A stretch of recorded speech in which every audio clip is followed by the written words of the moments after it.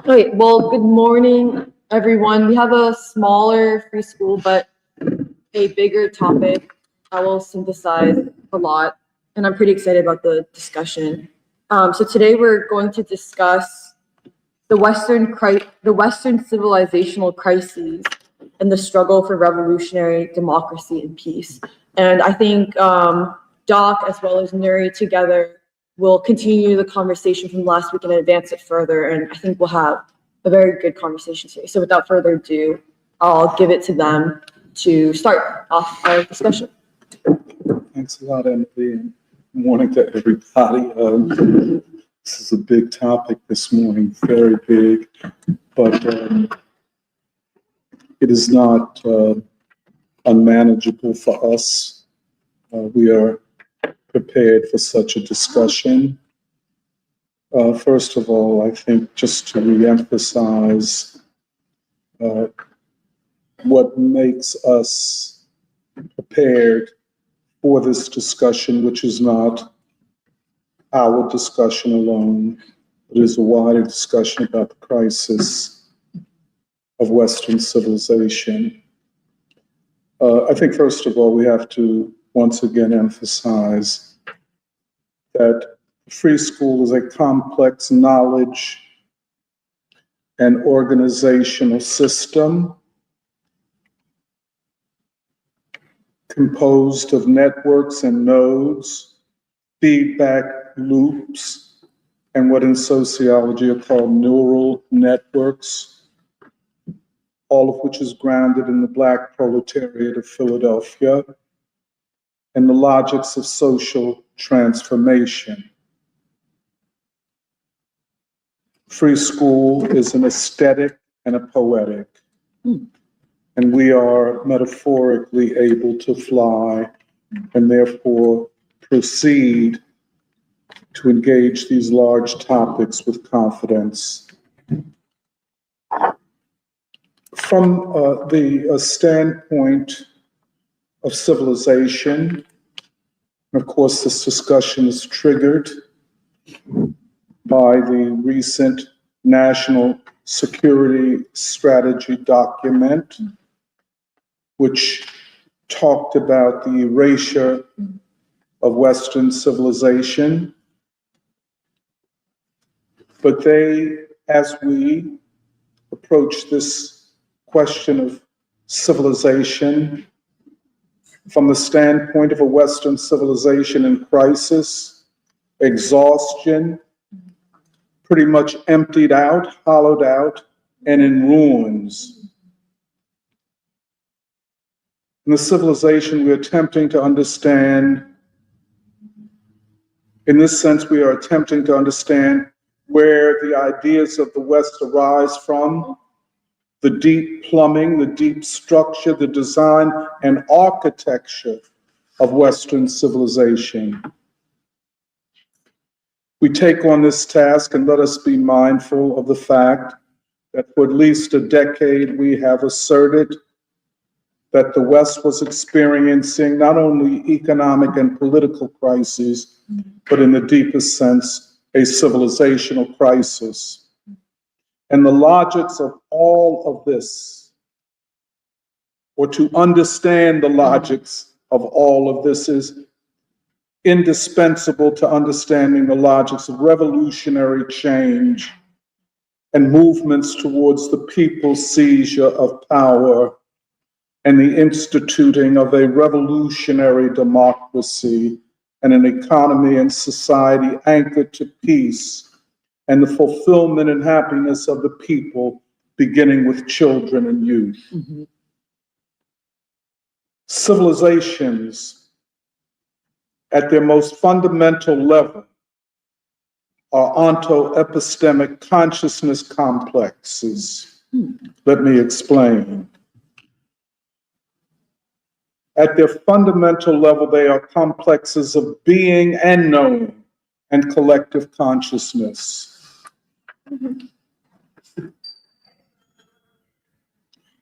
Our renewed attention to this is triggered, as I've previously said, by the NSS document and the talk in that document of European civilizational erasure.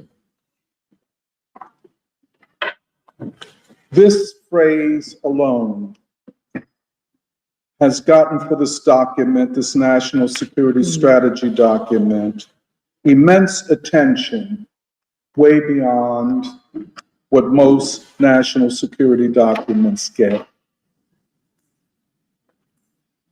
It was received by the ruling elites, both in the United States and in Europe, with shock and produced a certain amount of harm among the elites. This is witnessed in essays and conversations held in elite newspapers and magazines and by elites in various podcasts. The neoconservative warmonger Anne Applebaum on her Substack has an essay where she refers to this national security strategy document as a long suicide note. Wow. Thomas Friedman in the New York Times entitles his essay, "Trump isn't interested in fighting a new Cold War, he wants a new civilizational war."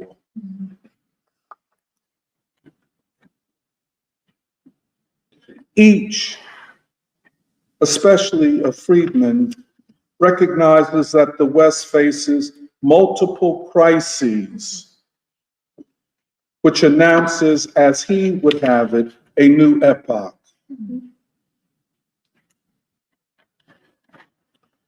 Now, what I'm going to say going forward would make one think that Thomas Friedman or maybe his researchers regularly listen to Free School, because there is something parallel about what he says and what we see.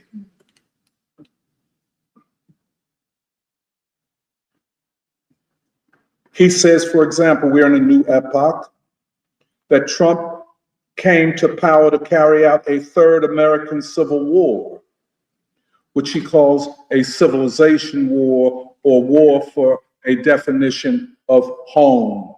Mm-hmm.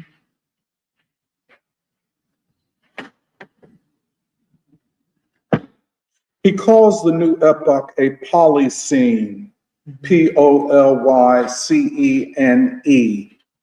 You might remember, I think last time or the time before, we talked about an Anthropocene.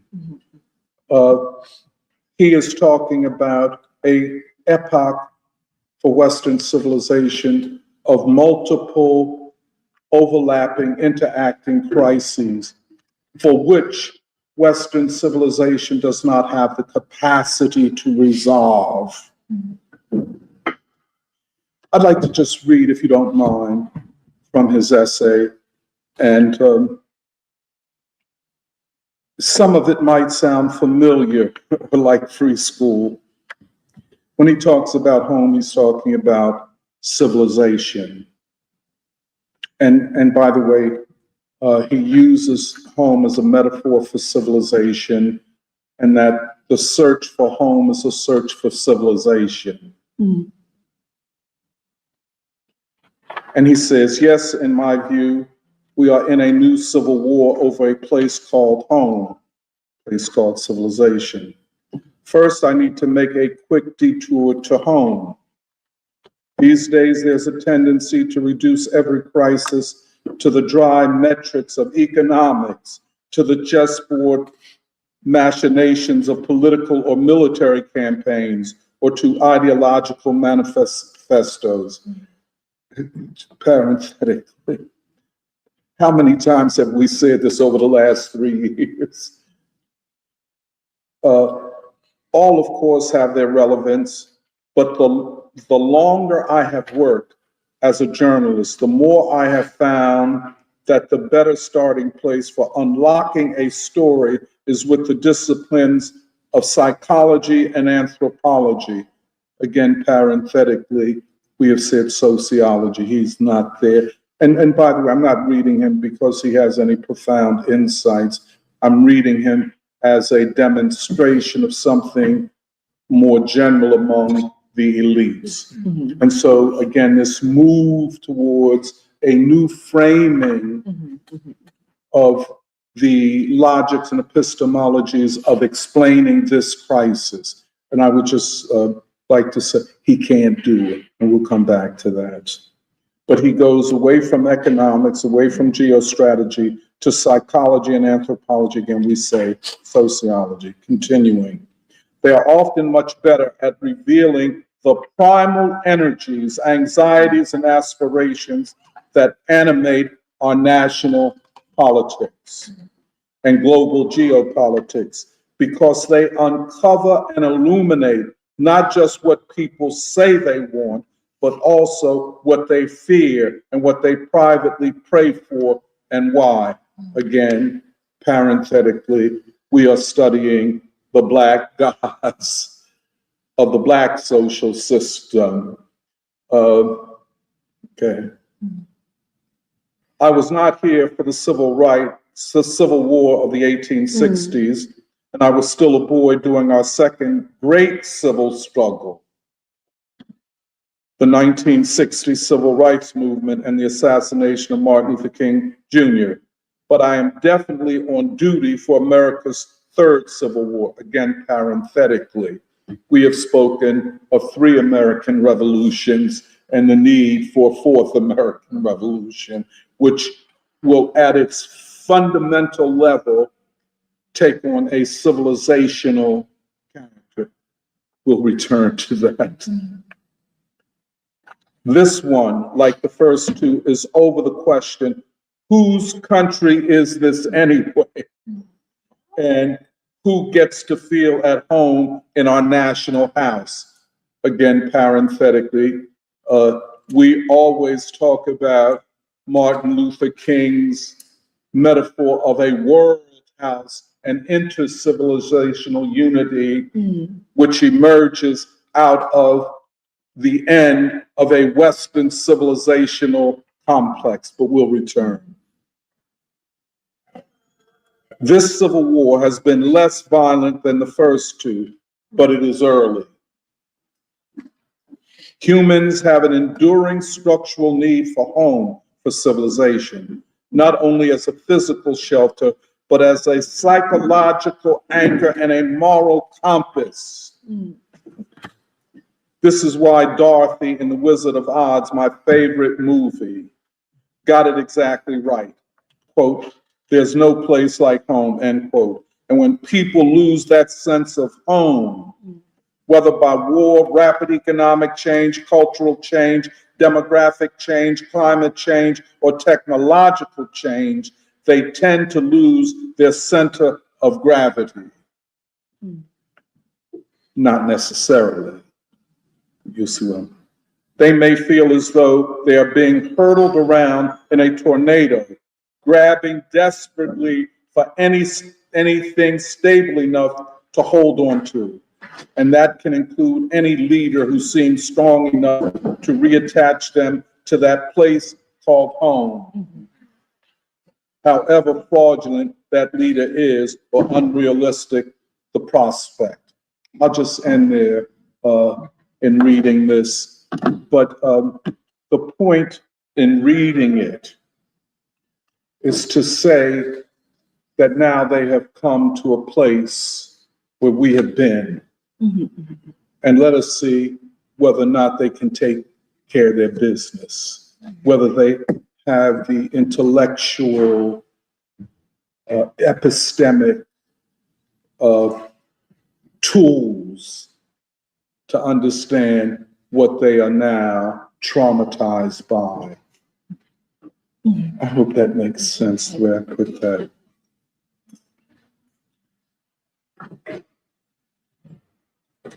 What he is calling a third civil war is what we call a fourth American Revolution.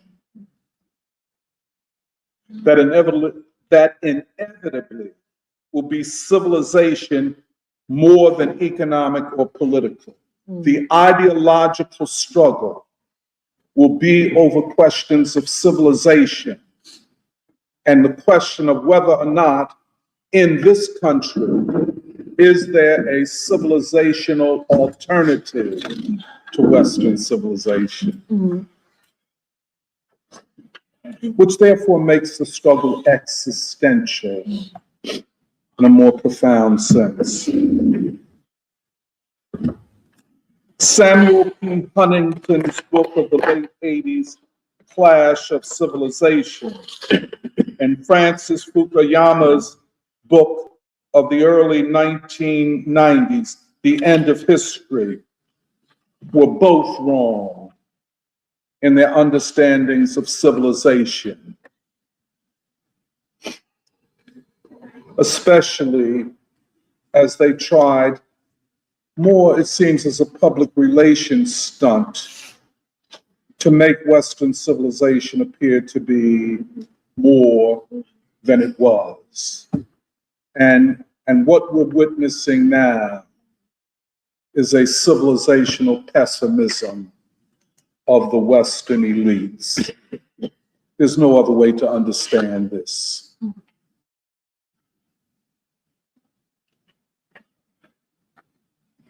We asked in one of the more recent free school sessions, can the US ruling elite survive a civilizational crisis? In that session, Serafina asserted that the white supremacist social system is experiencing a civilizational crisis. A crisis, once again, of the onto-epistemic consciousness complex. It is a crisis at the depth of everything that Western civilization has claimed in terms of being and knowing and consciousness, etc. And therefore, when we speak of a white supremacist social system, we are also talking about a civilizational complex.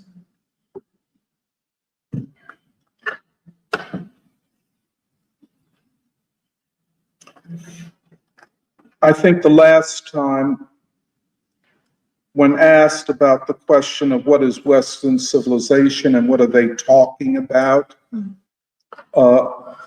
I attempted to make the argument that they're not talking about Rome, ancient Rome, or ancient Greece, although they might use elements from that period as tropes to authorize themselves. What we're talking about and what they're talking about is modernity.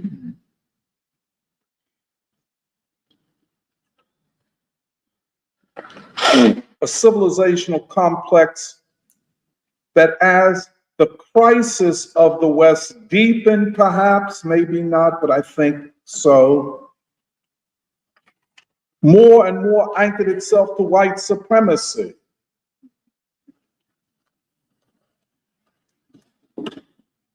Again, when we talk about a white supremacist social system, we are talking about a civilizational system.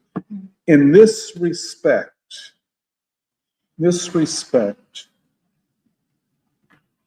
it was necessary for us to critically transition and recognize the weaknesses of Marxism, the greatest achievement of the Enlightenment, and thus to move to another philosophical, ideological, and intellectual grid or foundation, which privileges Du Bois, as we have said, as that thinker that begins a whole new movement of world thought. And I don't think that this is being braggadocio because we like Du Bois, or how would you say, overstating his importance.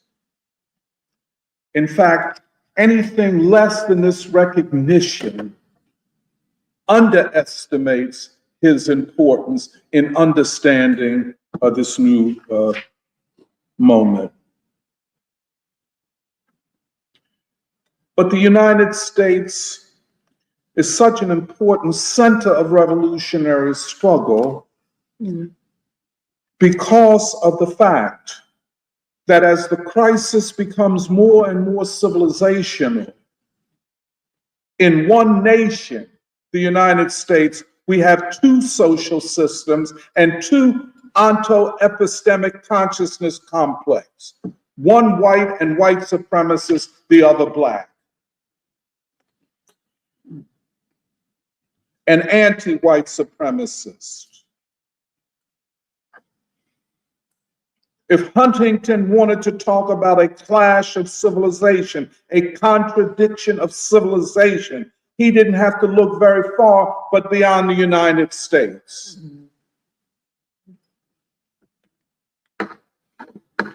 The white supremacist social system emerges out of the long processes and chronologies and histories of the development of a global system of capitalism. If one wishes to examine the deep plumbing so deep that we often forget it even exists and take it for granted. The deep plumbing of Western civilization is the 1,000-year history of the evolution to modern capitalism.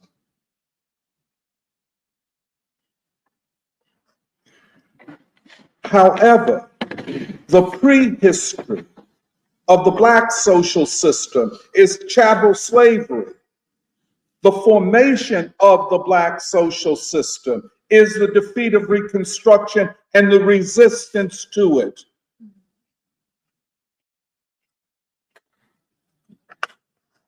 For me, there are three two texts and a documentary which help us to understand the processes that we are trying to understand. Help us understand the processes that we're, help us understand the processes which are, well, you know what I'm trying to say. As you know, I'm very high on Sven Beckert's book. And I know many of us are reading it. And I caution that it be read carefully and slowly. It is the product of a research team and not an individual. And it is longitudinal, or the longue durée, 1,000-year history, but it is also a study that sociologically digs deep into what the social economic system we call capitalism, the roots of it. Right. And it's so interesting from a methodological standpoint to dig up the roots or the deep plumbing. He had to go to sociology, and he does. And sociological logics, for example, as I've said before, he uses, especially from French 1960s sociology, he uses concepts like hierarchies, nodes, networks, archipelagos. You see, and I think No, that's awesome. yes, it That's really is. cool. Yeah, to fully understand what he's doing, you have to understand these concepts, which, you know, and to understand his logics of investigation. uh, and such. As I said last time, his work, he says, is grounded in Adam Smith, Karl Marx, and Max Weber. But what he does not acknowledge is that if he really wishes to get to the deep structure and the logics of this long historic process, it is Du Bois. And especially if he wishes to understand the period after chattel slavery and after the defeat of Reconstruction, because capitalism then became a more contemporary, global in a new way. And that is why the processes and logics of capitalism, especially in the United States, became different after the defeat of Reconstruction, and hence Du Bois. What is this different social system?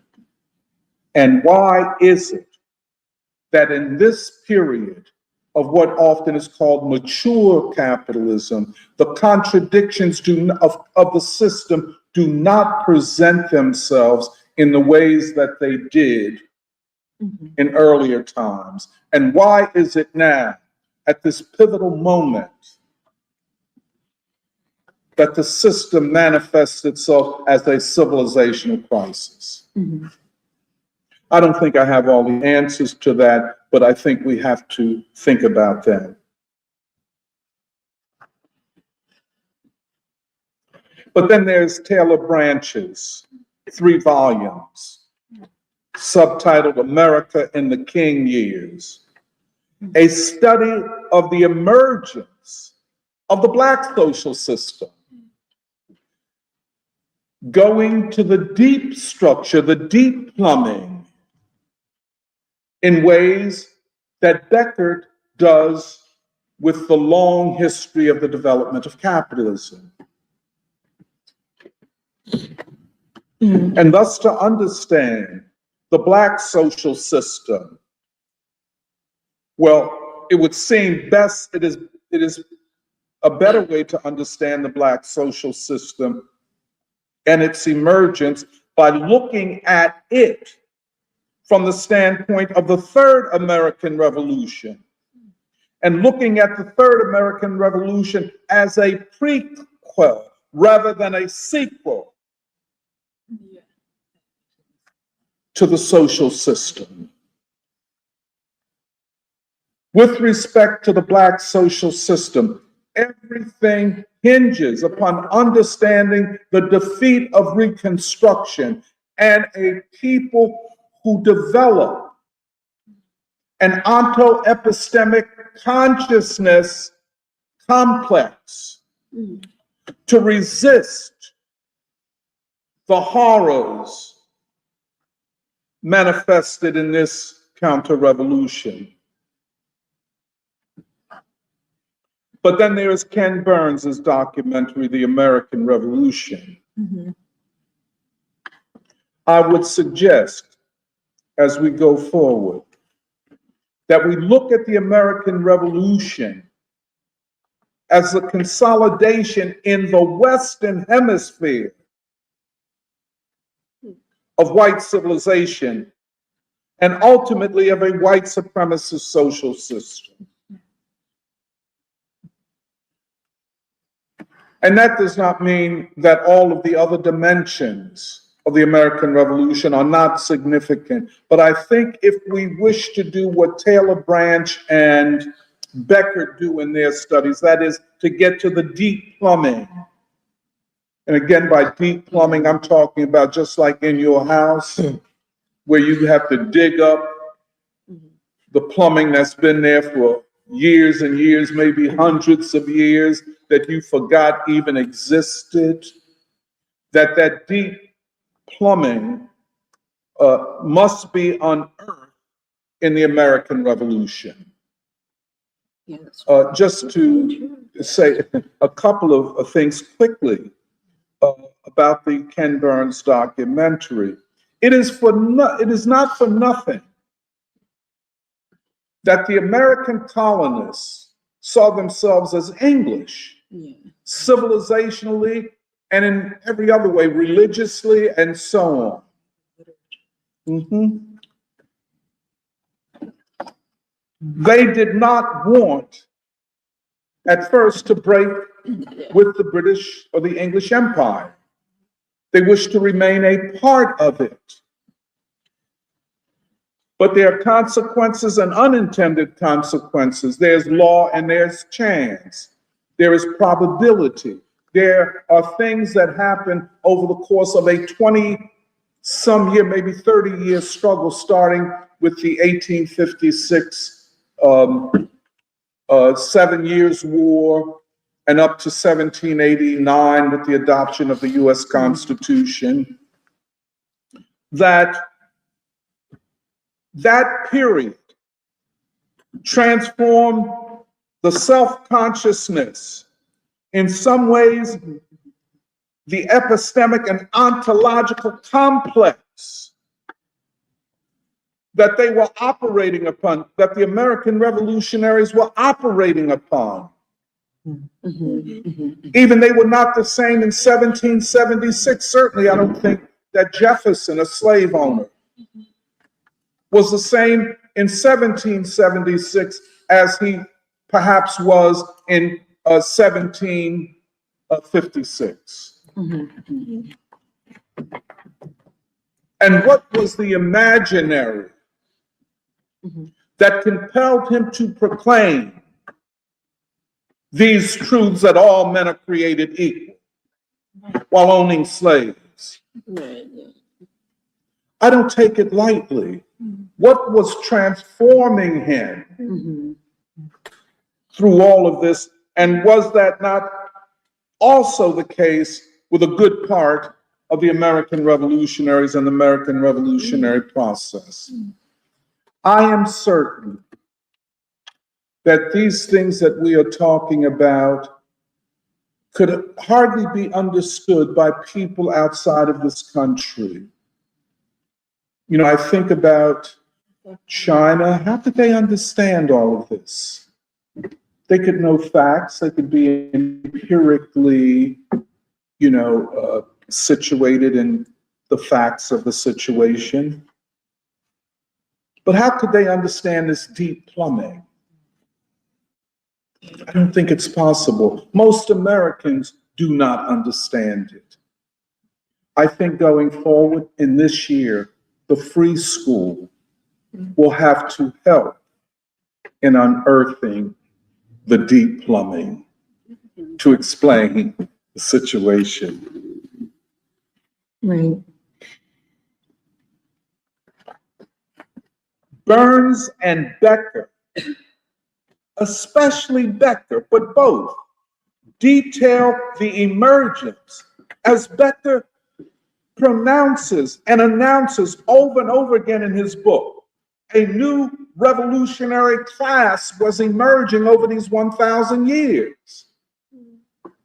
So by the time you get to the American Revolution, there had been a long process of evolutionary development, the development of new productive forces, that is, new technologies, and ultimately of a new system. And a new system that was seized by a new class with all of its brutality and genocide and selfishness on the stage of world history was revolutionary.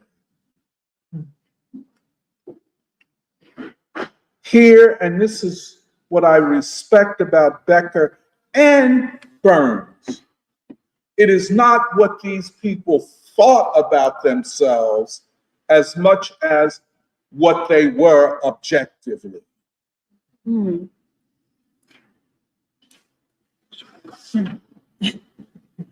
Yeah.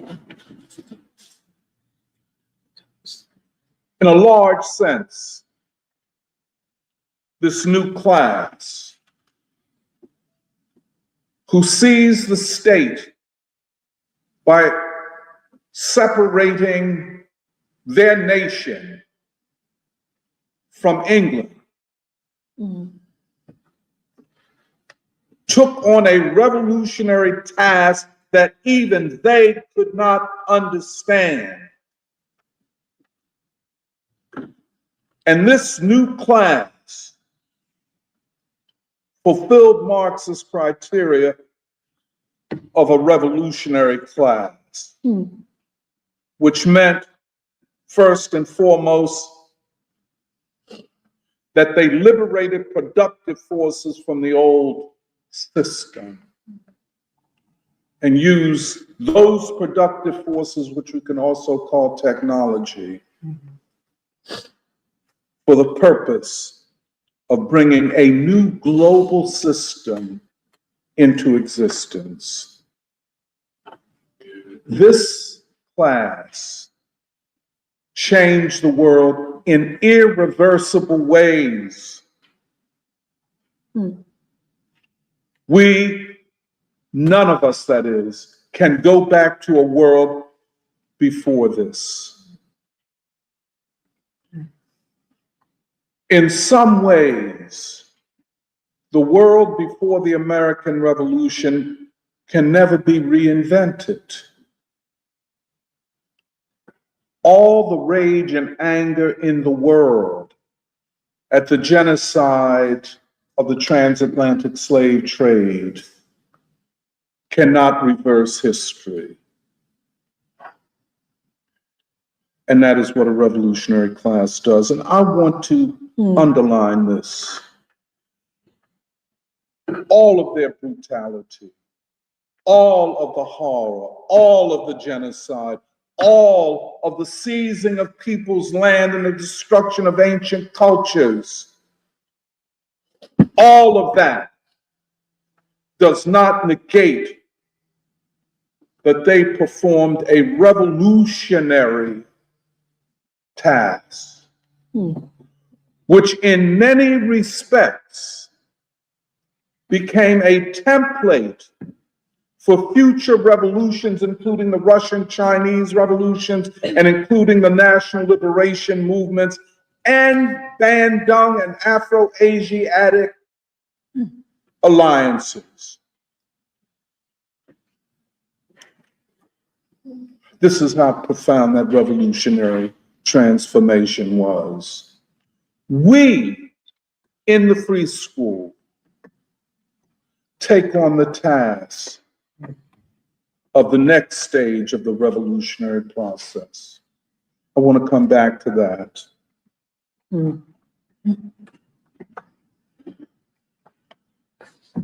But the American Revolution was civilizational.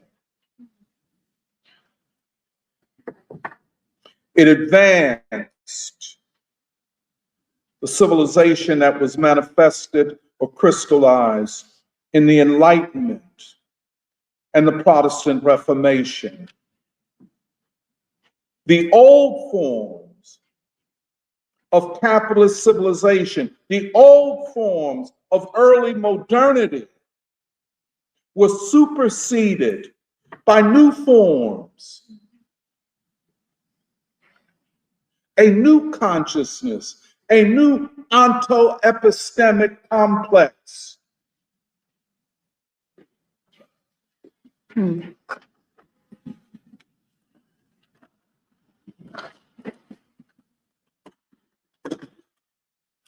Bois is the initiator of a new movement of world thought, because what he does through his body of work, the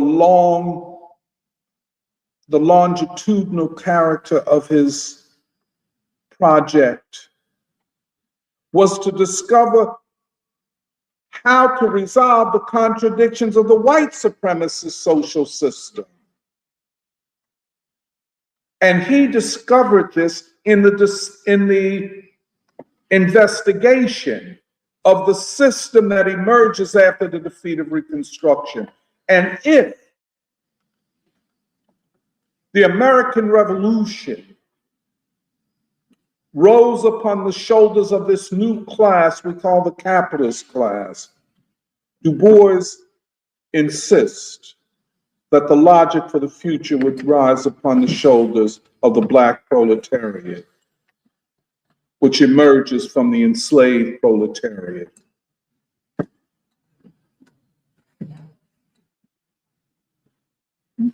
Therefore, just from a philosophical and methodological point of view, the work of Becker, the unbelievable work of Becker, the documentary of Burns during the American Revolution, and Taylor Branch, to their work must be added the indispensable grounding of all of this in Du Bois.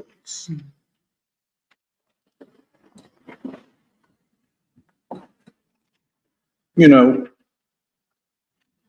how do you underestimate his work? Well, it seems you can do it if you don't read him or understand him. Of course, Black Reconstruction, but not only Black Reconstruction, the souls of Black folk, Dark Water, Dusk of Dawn, The World in Africa. And we could go on and on. And to understand Du Bois, you have to understand, again, his logics of investigation, his discovery of the Black proletariat and its agency in the throes of the struggle against the white supremacist social system. His discovery, although he did not pronounce it the way we do, of more than a binary dialectic of history, but a trialectic of history. In many ways, rendering the Marxist concept of history, all history is the history of class struggle, kind of mute. It does not explain enough, and it does not explain the United States. And if the United States can't be explained, there cannot be a theory of revolutionary change. Because at the end of the day, it is upon the shoulders of the US people that humanity will be able to free itself. You know, this is a bold statement. It can be challenged and should be challenged. But, you know, our work in the free school, our current work, our past work, our work with respect to Black gods of, as I like to call them, Black gods of the Black proletariat, deindustrialization, new economics of freedom, yada, yada, yada. Our work is a beginning of understanding the transition from the epoch of crisis, which Thomas Friedman and others have talked about, to the epoch of freedom. We have talked about it, if you recall, that we're moving to a new age, from the age of Europe. And that's what we get in Thomas Friedman, in Anne Applebaum, the National Security Strategy document is a long suicide note.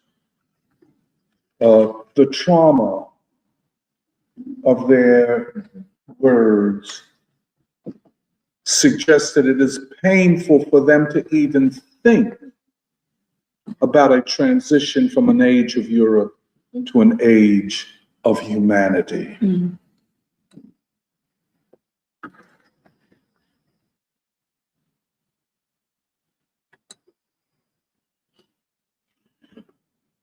We ground ourselves in the Black proletariat. Why wouldn't we?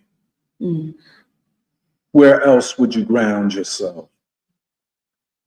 Theory must be grounded, what Du Bois called an uncaused cause, an initial point, a point that you need not necessarily justify or argue over, but it is an initial statement. And so we begin with an initial statement, an initial historical grounding to understand the future. Our beginning, of course, I'll say it again, the defeat of Reconstruction. And out of that, two civilizations emerge in one nation. Two civilizations in one nation. At a time where the dominant civilizational complex is in an existential crisis, self-acknowledged by the elites of this civilization.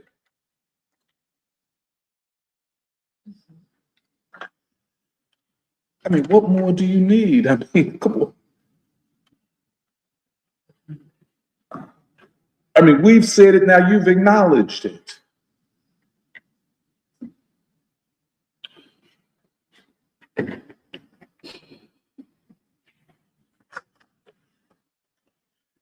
A, quote, clash of civilization, one white supremacist, one anti-white supremacist. At a time when the white supremacist civilizational complex is in an existential crisis. Makes all the sense in the world. If these are the terms of the conflict, then to be on the right side of history means to be on the side of the Black social system. And as we said, grounding ourselves in Baldwin's brilliant diagnosis that the future can only be achieved if America becomes the last white nation. And isn't that what the National Security Strategy document was saying? Let Europe become a bulwark against a all-humanity inter-civilizational complex emerging. Let Europe kind of build the wall around itself to protect itself, quote, protect itself from the darker races and their civilization. But why you have to go to Europe? Because if you want to study that problem, look, now I'm using Thomas Friedman's language. Look homeward, homeboy. Talking about home, homeboy. You understand? You see the irony. You almost have to go satirical to deal with them. You know, because Friedman thinks he knows everything. He's the smartest cat in the world, but you're not, homeboy. You know, you might have certain skills, but in terms of epistemologies and knowledge, I mean, you're very, you know, I put you in junior high school because you cannot admit that the crisis now is irreversible.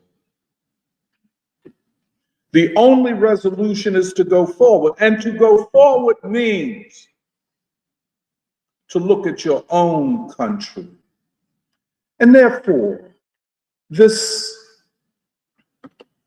I don't want to use traumatic, this hysterical dialogue in the MAGA movement by their intellectuals, I'm using the word broad, like the Tucker Carlsons and the Nick Fuentes, if you listen to them. White people are under attack and we must defend white people. No, homeboy, whiteness is under attack and it can't be defended. There is no defense of it at this time. I wish time, there is no credible defense of whiteness at this time. If there were, I'll put Tucker Carlson and Nick Fuentes to the side for the moment. More prepared intellectuals like a Thomas Friedman, like a David Brooks, like a Ross Doolittle would have come up with the arguments. All they can say, like you take Brooks and do that. Our problem is the country does not have a moral compass, that people have stopped going to church and such. All that's true. But the question is, could it be that their actions represent their walking away from whiteness? And now they're in the wilderness and don't know where to go.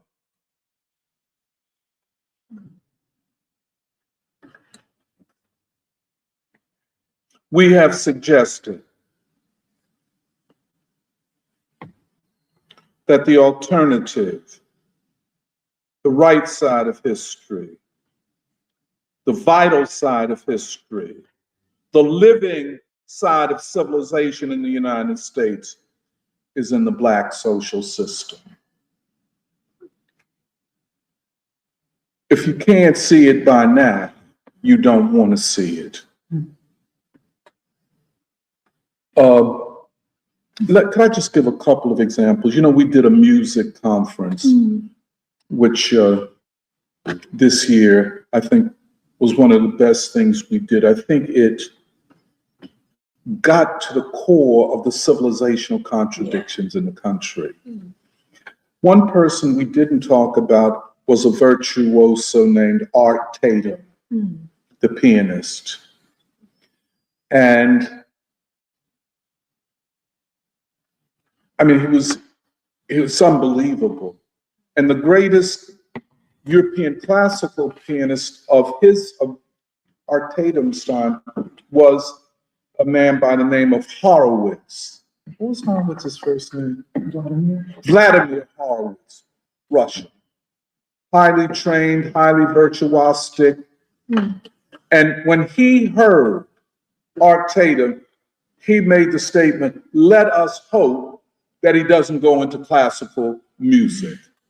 In other words, the bar would have been set so high that none of the existing pianists could have achieved it. I think that is metaphor or allegory for this time. Let's hope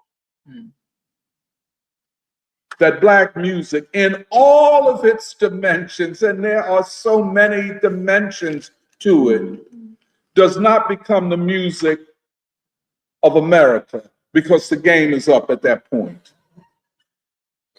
I am convinced, I am totally convinced, and the more I look at this, that the whole rap, hip hop, money complex was invented or appropriated to make sure that the nation and Black folk did not realize the civilizational superiority of what they had created. The stakes are very high. One sense, we must preserve this civilization, this social system. And therefore, when we study Black gods of the metropolis, which are Black gods of the Black proletariat, we are studying this onto-epistemic complex, this complex of being and knowing, of consciousness.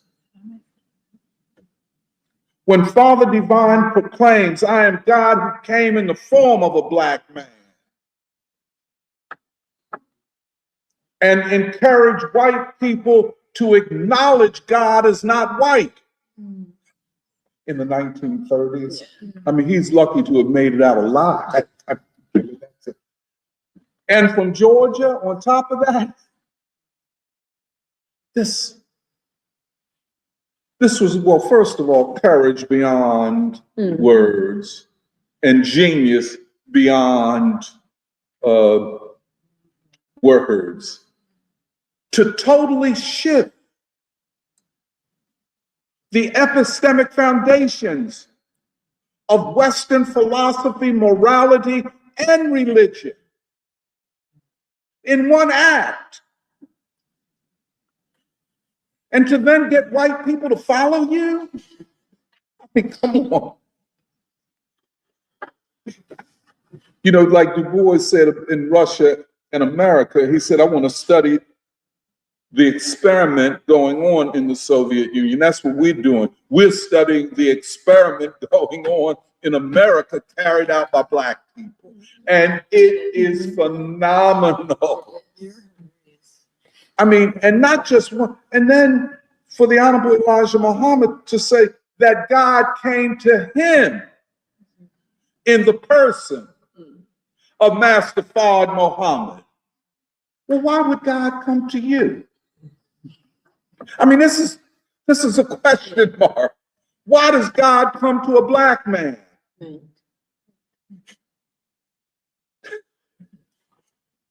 I mean, you know, in a sense, and of course, Emily and Black God's people are reading a lot of the biographies of Father Divine. And why is he Father Divine? Not just a father, but a divine one. And why does he proclaim heaven on earth? Not heaven in the sky. And why did it take a black man to come in the form of God from Georgia, Jim Crow South, to proclaim that it is possible to make heaven on earth, that man, as the Honorable Elijah Muhammad proclaims, man is divine. If you're looking for the divine, he's right in front of you, and he will come in the form of a black person. We are talking about poetics and metaphor of such an elevated character that our minds have to be stretched to even grasp what is being done. And hence Paul, I know, forgive me, when Paul Robeson says that civilization comes from and belongs to the people, how different is that from Father Divine and the Honorable Elijah Muhammad saying man is divine? What does it mean when Father Divine says his followers should strive to become angels, angelic, not to be driven by crass materialism and commodification, to break the nexus of white civilization and capitalist avarice?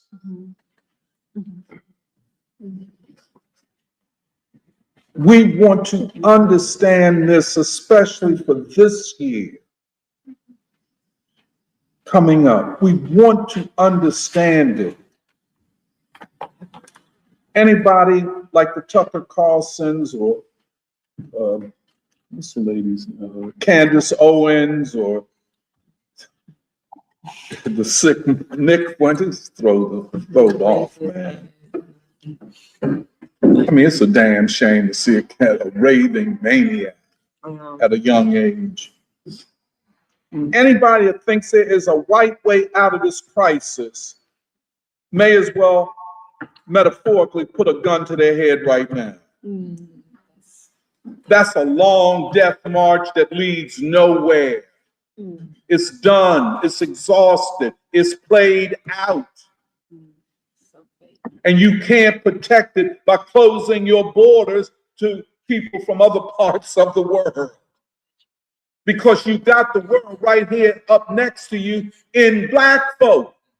Like Quincy Jones said, we are the world. We are the people.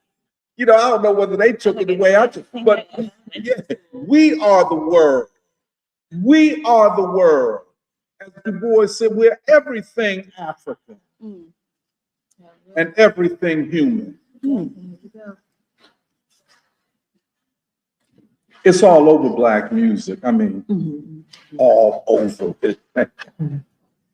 And so in this year, we have proposed and will continue, and I think we can deepen the language, expand the language of all humanity's struggle for revolutionary democracy and peace.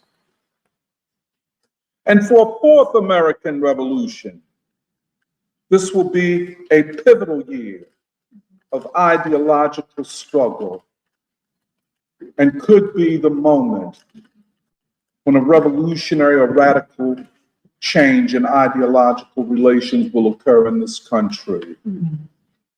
Where in the discussion of the American Revolution, millions of white people in particular might come to the conclusion that we're tired of this white thing. Get it off of our shoulders. We're exhausted of it. Free us from whiteness. This will be a very interesting movement of white people. Not free us from the English crown, but free us from whiteness. And thus free us to be human. So I'll stop there and do. I'm sorry.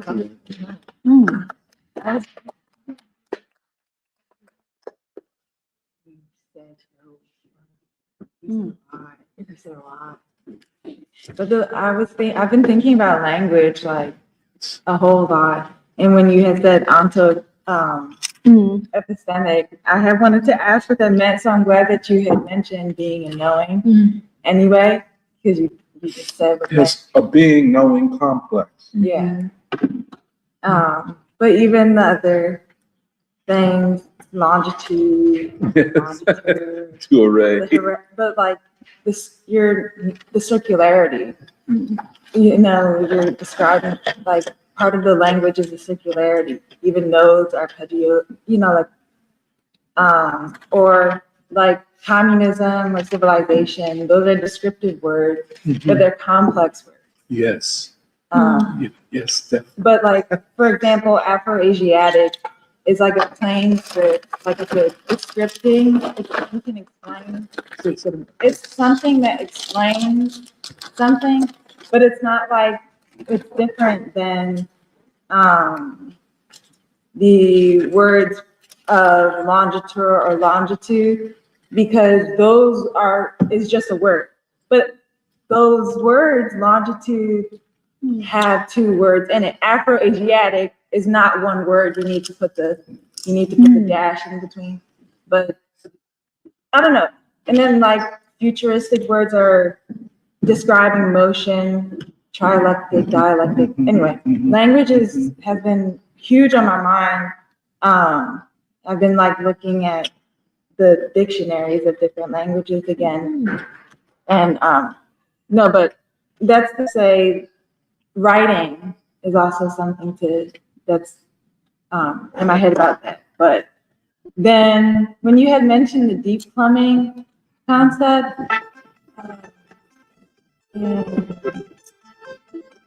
and like how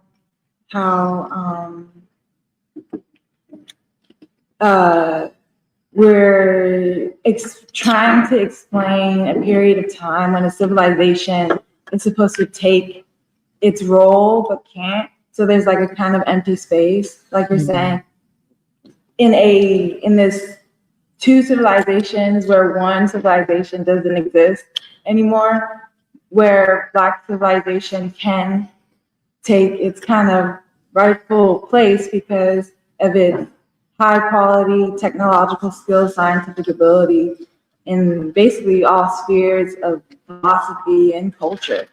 Like, you would think that that music would be vibrant, but it's not because of the problem that you're saying, which is the cultural counter-revolution and the purpose of it. But the deep plumbing has something to do with the visual characteristic of make that transition into a new civilization. And I think that You said the visual. yeah, the visual, like you can explain what the deep plumbing explains, which is that there is a new civilization to emerge. There's new buildings. You can see what that like kind of would look like. And I think that people are thinking about that in a way.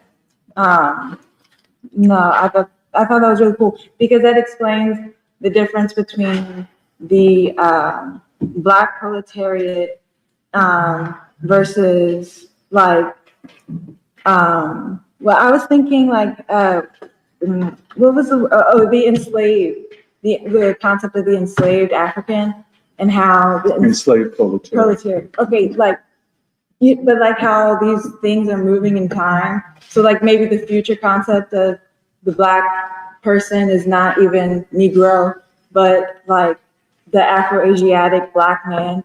And why that's important is because like the Afro-Asiatic kind of becomes one where you need Black because that's kind of a political and historical achievement.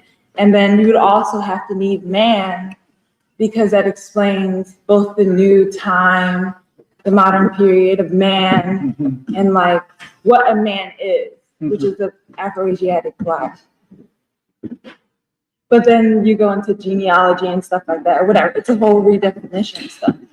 But that's just even on the, if anybody were to write anything that we just said down, like even this, like that's one part of the deep plumbing. And then the other part is like the actual makings of the civilization and what that would look like. The, youth that could make different ideas off of that kind of deep plumbing is, that's huge. Go ahead. No, sorry, I was excited. No. I want to come back to what you're talking about as usual. Go ahead.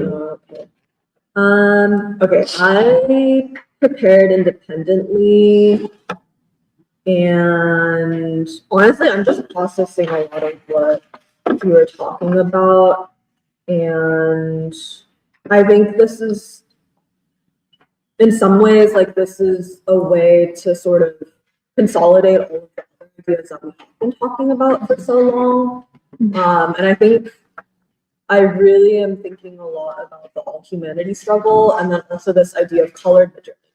Like, I actually think the concept of colored modernity is pretty central. And some of that is because we're talking about sort of three different terms: Western civilization, European civilization, and then modernity. And I'm interested in how we define those three things, like as, I guess, like ideological arguments, but also as actual like political, like as ways to politically move. And Doc, you said there's not such a thing as Western civilization even until modernity.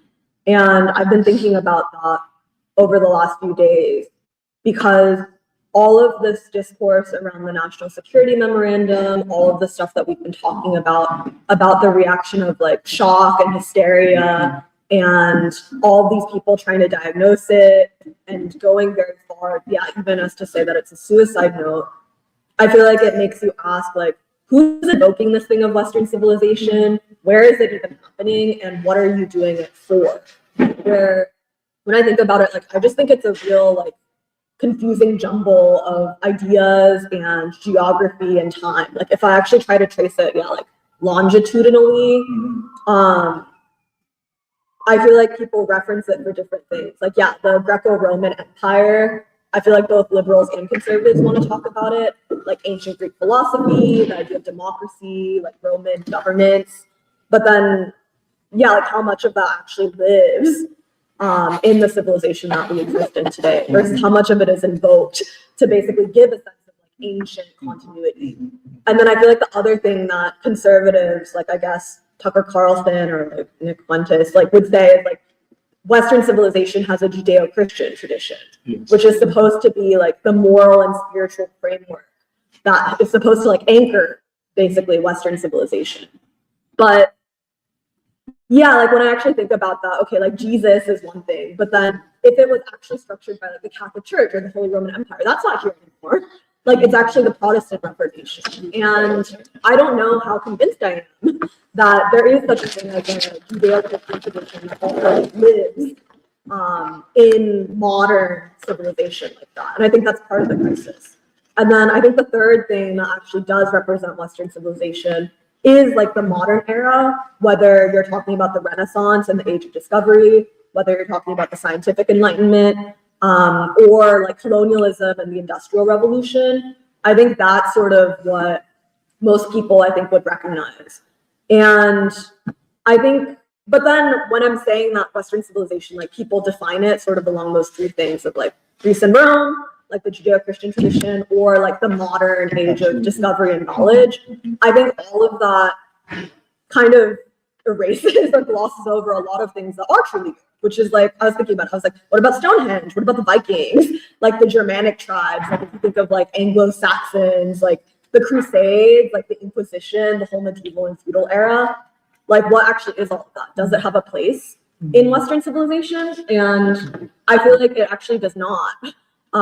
Like maybe it does have a sense of like Europe or European civilization, but I bring that up to say that I think in defining Western civilization, like there's literally a whitewashing that has to take place, where I think ideologically there's a case where the ruling elite needs to trace it back to ancient civilization in order to grant it like a kind of authority, or to basically say like, oh, Europe wasn't nothing in the age of like Afro-Asia. Actually, Europe has like a noble and ancient tradition.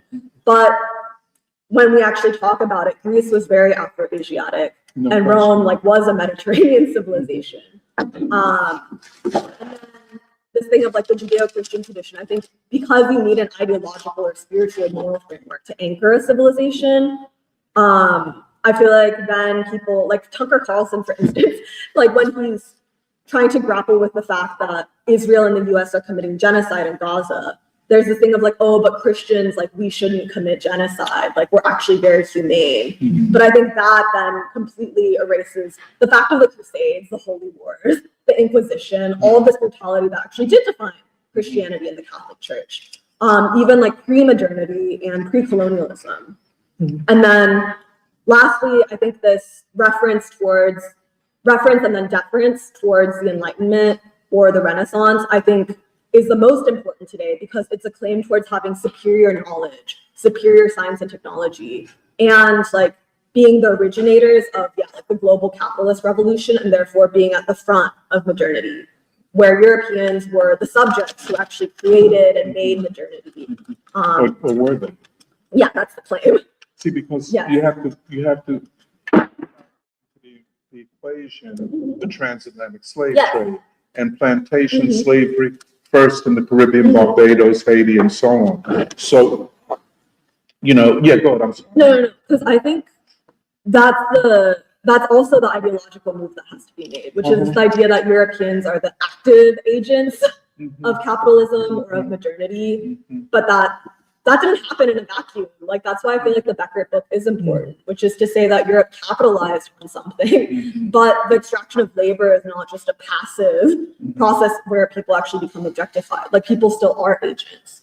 And so part of it is that I'm trying to pick apart like what actually is the existential crisis of Western civilization, because I think the fact that even all of these different people who are invested in Western civilization and want to basically save it, I don't even think have a coherent sense of what it is or what it is that they want to defend, besides a sense of white supremacy or a sense of being at the front, because Europe was basically like defined by modernity.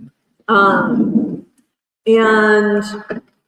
in doing that, in basically trying to define Western civilization as white, then you need to erase or you can't even coherently, I think, understand European civilization because, yeah, like the Moors were Islamic, the Venetians got everything from Asia, and the Italians literally weren't even considered white until the 1950s. And so how is it then that Western civilization, like, if Western civilization is synonymous with white, it just is like basically an ideological argument and not a coherent. And I think that's partially why the civilization is in crisis, and everybody who is invested in that concept of civilization is also in crisis. And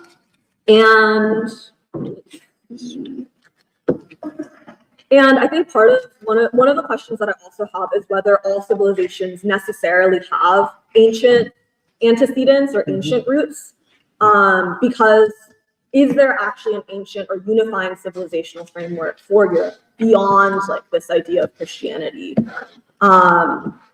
Yeah, and I ask that because I think if you think of like China or India as the representative examples of civilization, you would say that there's sort of an ancient, like consolidated, unifying force that has persisted like through millennia. But like how much of that is the case for Europe? And if we think of American civilization or everything like actually in like the Western hemisphere, like I think that we've been considering the possibility of modern civilizations emerging in this time, like over the last 1,000 years, over the last 500 years, and that the civilizations can emerge not just on the order of millennia, but in this modern era, maybe over the case of like centuries. And so I just wanted to bring that up as something to consider, especially because if we're thinking of civilization as an ontoepistemic complex, where civilization is a way of knowing and being actually in the world. I think that that's partially important because, okay, let's see. Because, okay, we've been thinking about what civilization is actually used for. And I feel like we've been saying that with Paul Robeson and with Du Bois and Black civilization, civilization has to be a democratic concept. And part of what I've been thinking about too is that in the past, like in like ancient times or in pre-modern times, what was civilization actually used for as a concept? And part of it is that did people actually have the self-consciousness that they do today, like in the modern world, to recognize like I belong to a certain civilization in reference to or in relation to other civilizations, or if civilization is just like the daily assumptions or the way that people actually live in the world. I feel like civilization maybe was a concept that was used more by like the ruling class, like the ancient ruling class, to say this is who we are, like that's why you need to go fight in like this war against this other civilization. But now I think today civilization is actually something that people can reflect on because we live in such a modern, interrelated world where people need to define for themselves, like I'm a member of this civilization, not just because the ruling elite tell me to, but because I actually believe in, yeah, that this is my home, this is what my home means to me, all of that. And so, okay, and then,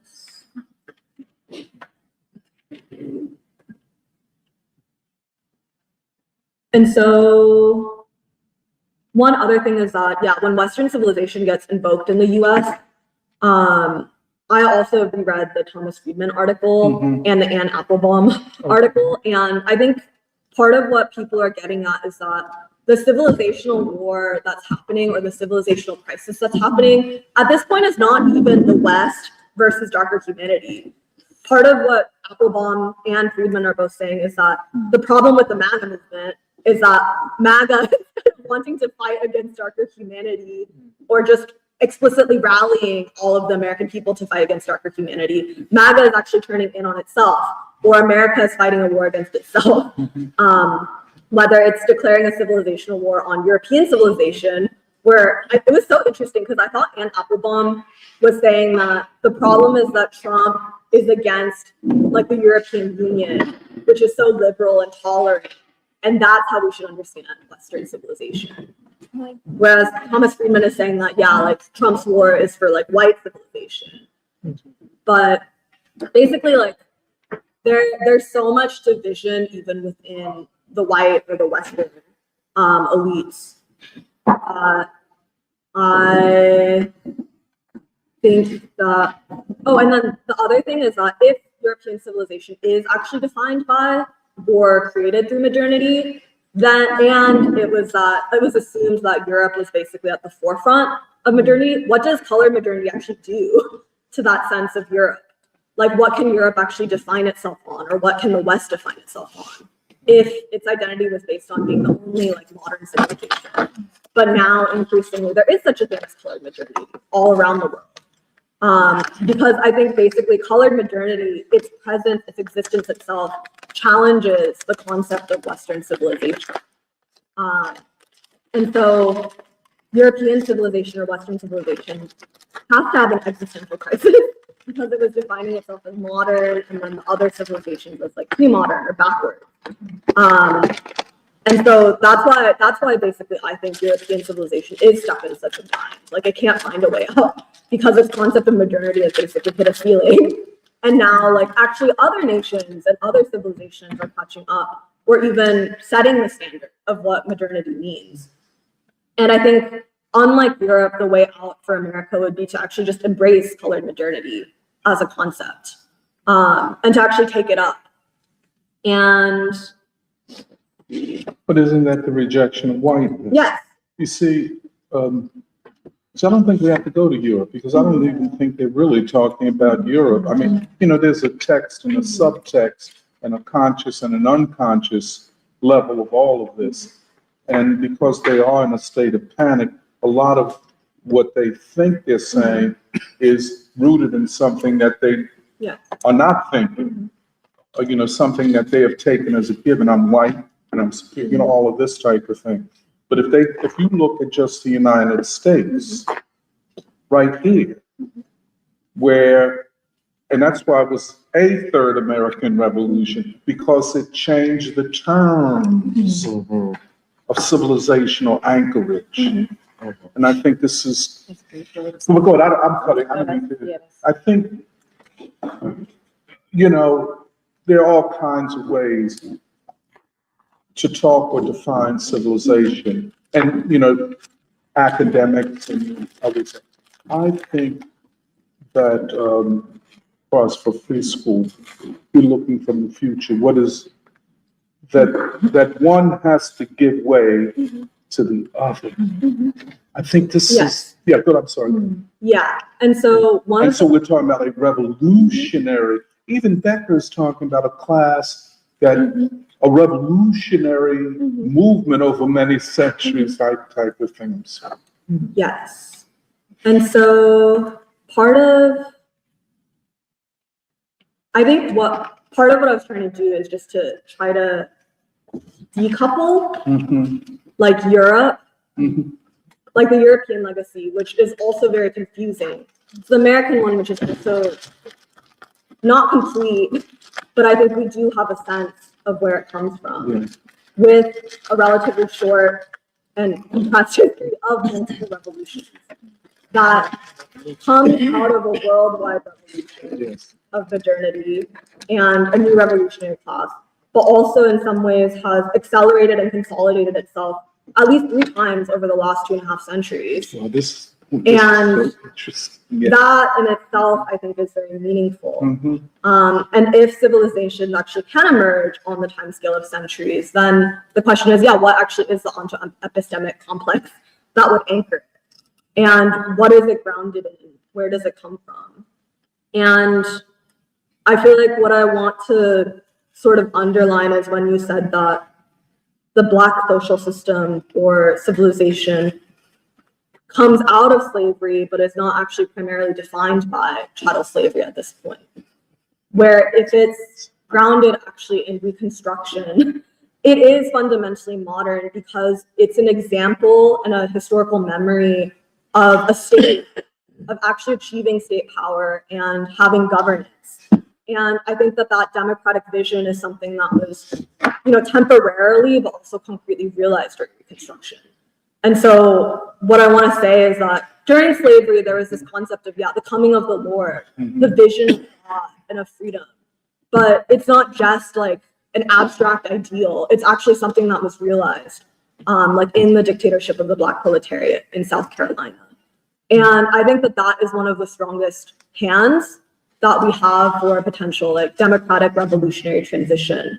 And then the thing is that I think that that is something that really consolidates Black civilization, where if you think of Du Bois, his work on Black Reconstruction, but then like the Philadelphia Negro, like the souls of Black folk, and the fact that even in the move of like from the South to the North, like that memory is there. And then Robeson, I was reading one of his speeches, like basically his graduation speech that he gave at Rutgers, which was in 1919. And so it's right after World War I. And he calls it, like the title of that speech is called The New Idealism. And so he was like really, really young, but he basically says like, after World War I, now that this has happened, we find an unparalleled opportunity for reconstructing our entire national life and molding it in accordance with the purpose and ideals of a new age. Customs and traditions which blocked the path of knowledge have been uprooted, and the nation, in place of its moral aimlessness, has braced itself to the pursuit of a great national end. And then he says, it will be the purpose of this new spirit to cherish and strengthen the heritage of freedom for which men have toiled, suffered, and died 1,000 years, to prove the possibilities of that larger freedom. And then he talks about like the relationship between like the individual and the collective. And he says that unity is impossible without freedom. It is therefore the task of this new spirit to make national unity a reality at whatever sacrifice, and to provide full opportunities for the development of everyone, both as a living personality and as a member of a community upon which social responsibilities devolve. Okay, it is not now a question of what nation shall survive, but what institutions shall survive. It is not a question of who is the strongest, but of what form of life is the strongest. And then he's like describes like the younger generation, and okay, this is the actual. But in order for us to successfully do all these things, it is necessary that you of the favored race have a new vision and exemplify in your actions this new American spirit, that spirit which prompts you to compassion, a motive instinctive but cultivated and intensified by Christianity, embodying the desire to relieve the manifest distress of your fellows, that motive which realizes as the task of civilization the achievement of happiness and the institution of community spirit. And so but Du Bois, Robeson, then you have King, you have Coretta, you have Baldwin, then you even have like Harold Washington and Lucian Blackwell and Henry Nicholas, and then you have Father Divine, you have Elijah Muhammad, and you have Sun Ra.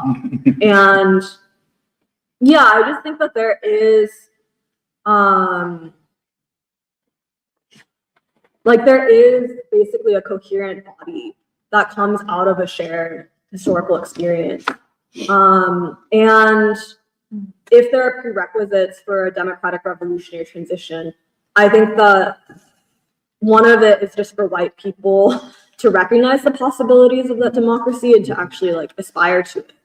And something else that I was thinking about was how Baldwin often describes the US. He doesn't describe it as a democracy, but he describes it as a republic, or the republic with like a capital R. And I always wondered like sort of why he was doing that, because it felt pretty ironic in a way, where I almost felt like he was saying like, oh, like, yes, this is a new country, but we talk so much of democracy, but somehow like the word republic, the way he uses it feels like kind of conservative or ironic. Whereas like you say that we're this, but actually we're something else. And so I think that loyalty or that sense of America, the American people and American civilization, not as like a white ethno state, not as like a Christian state, not even just as like a white settler colonialist thing, but to a democracy, like an abolition democracy, a Reconstruction democracy. And I think that is also because our civilizational crisis today, like in America, in American society, I think also is a crisis of modernity, where if the American Revolution produced a revolutionary class, like helped usher in a period of world modernity, now I feel like part of the actual crisis is like the crisis of living, like the cost of living crisis in this country. The question of like, we have dropping literacy rates. Our people are less educated than ever. And if anything, American society is falling behind and not able to keep up on the terms of modernity. Like, is it modern for people to not have healthcare? Is it modern to have child poverty in this country? Is it modern for people to not be able to afford like heat and electricity in the 21st century? When countries like China or even like Cuba, I think, have more sophisticated ways of assessing what the right problems are to deal with and finding human solutions for them. And so, yeah, I think that, and then the last thing that I had just wanted to say was that Robeson had also given this speech at the International Fur and Leather Workers Union Convention. And I was thinking about it because part of when we're talking about the all humanity struggle and the relationship between, I guess, the world communist movement or like Marxism, Leninism, we've said that Robeson is, because Du Bois initiates a new world movement of thought, in some ways there are people and there are figures and there are ideological movements that are taking up Du Bois. And I think even this idea of the all humanity struggle, before we now like describe it as like all happening in that framework. And I think people want to pigeonhole Robeson as like, oh, he was a communist, or like, oh, he believed in like the worker and therefore like the white worker implicitly. But I actually think that the way that Du Bois speaks to and relates to white workers is really interesting, because the affinity that he feels, I don't think is based on like workerism of like, oh, we are the proletariat working class. But I think it's that because civilization is grounded in just like the laboring masses, not even like the advanced factory proletariat, but like the peasants, the people. I think he's saying that the way in which he's able to relate to these so-called white workers in America or even elsewhere in the world is that that bond, or the way that they're able to relate, is not just because they're like proletarian or because they operate in a Marxist framework, but because there is the possibility of a new like modern human civilization. And then I think the very, very, very last thing is that he was explicitly asking like, what role can culture play to build a strong united front, to defend leaders and to stimulate the activity of the people. And I think that in doing that, he was trying to clarify and explain like what that shared civilization is. And then I just want to like say again that as we're trying to understand civilization in like its present form, I really think that the direct sociology that we're doing in free school, like with the study of Black gods and the study of deindustrialization, to understand people's institutions, is like basically is the work that we're best equipped to do and need to do. Because when you described like the three works that are really on your mind these days, like Becker, who's doing a sociology, but he is not here. Like he went to like all these different places in the world that are very important, and he's kind of doing a sociology. But I feel like that, and then Ken Burns, like all this stuff about the sesquicentennial, I think is important. And then Taylor Branch, who's I think is describing like the formation of a people and the institutions and sort of like the deep plumbing that we now have today. But the work that needs to be done is to actually figure out like what do we have and how do we help the people know what we have, to be able to defend it. So those are my thoughts.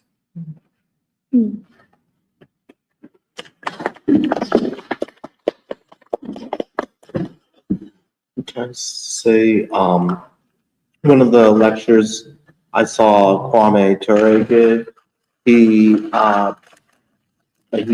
satirically says they can only say constitute because they can only say 3/5 of the word, and he's alluding to the 3/5 clause, which said that the population of states would include 3/5 of the slave in the population as sort of a compromise between the slave-holding states and the non-slave-holding states.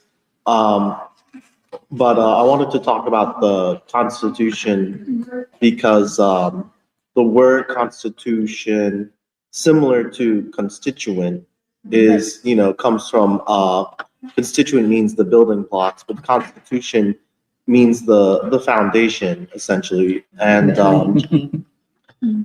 in European countries, even though they were tied into the Enlightenment, if you think about France or England, it's a divine act, creates the state. The divine is what authorizes the state. So when a royal says, declares something, it's done in, a specific grammatical case called the royal we, which is no longer really used these days, but is meant for stately affairs. Now it's limited to the Bible or the Quran, but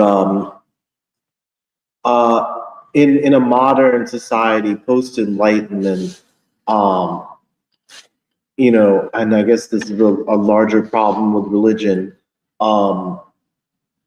The Enlightenment and the Enlightenment man has sort of negated religion and religion in life, but religion is necessary for civilization. And what you said about children as ontological, epistemological complexes, it made me think about we're saying more than just that religion or black gods are a moral boost, and that's why it's special, but rather the assumptions, the preconditions, or the a priori that are stored in the what Kwame Torres is the Constitution, or in religion, is civilizational assumptions that children carry with them. And what you were saying about Du Bois initiating a new world of thought, but also the American revolutionaries, they're shifting the center of accesses. Like I was talking to Herb on the way here about punctuated equilibrium by Stephen Gould, and how we've taken a scientific concept from biology and applied it to social science, and we're hypothesizing that change is not, as liberals say, gradual and over time, but punctuated and rapid. It's sort of what Nuri was saying. Maybe a civilization can emerge in a matter of hundreds of years, not millennia. And what does this whole problem, I'll call it, of two civilizations, one continent, And one country, one state. one state. Oh man. This is, that's a question though, Samir, but doesn't, in formulating that way, it seems to me that you set the foundations for revolutionary struggle more clearly than if you did it in a reductionist way, i.e. the class conflict. You know what I'm saying? I'm just saying, maybe I'm not making much. Isn't this, I'm not making myself clear, but No, I'm sorry. man. There are a bunch of questions I still have on the table, and I feel like I'm behind or whatever, in preschool terms behind, because we sort of chart our own path. But this whole question of civilization being more than just identifiers of culture, like I meet someone in North Philadelphia, I'm from Islamic civilization or Indian civilization, or they're from African civilization, or it's more than that, but it's the assumptions and a priori that they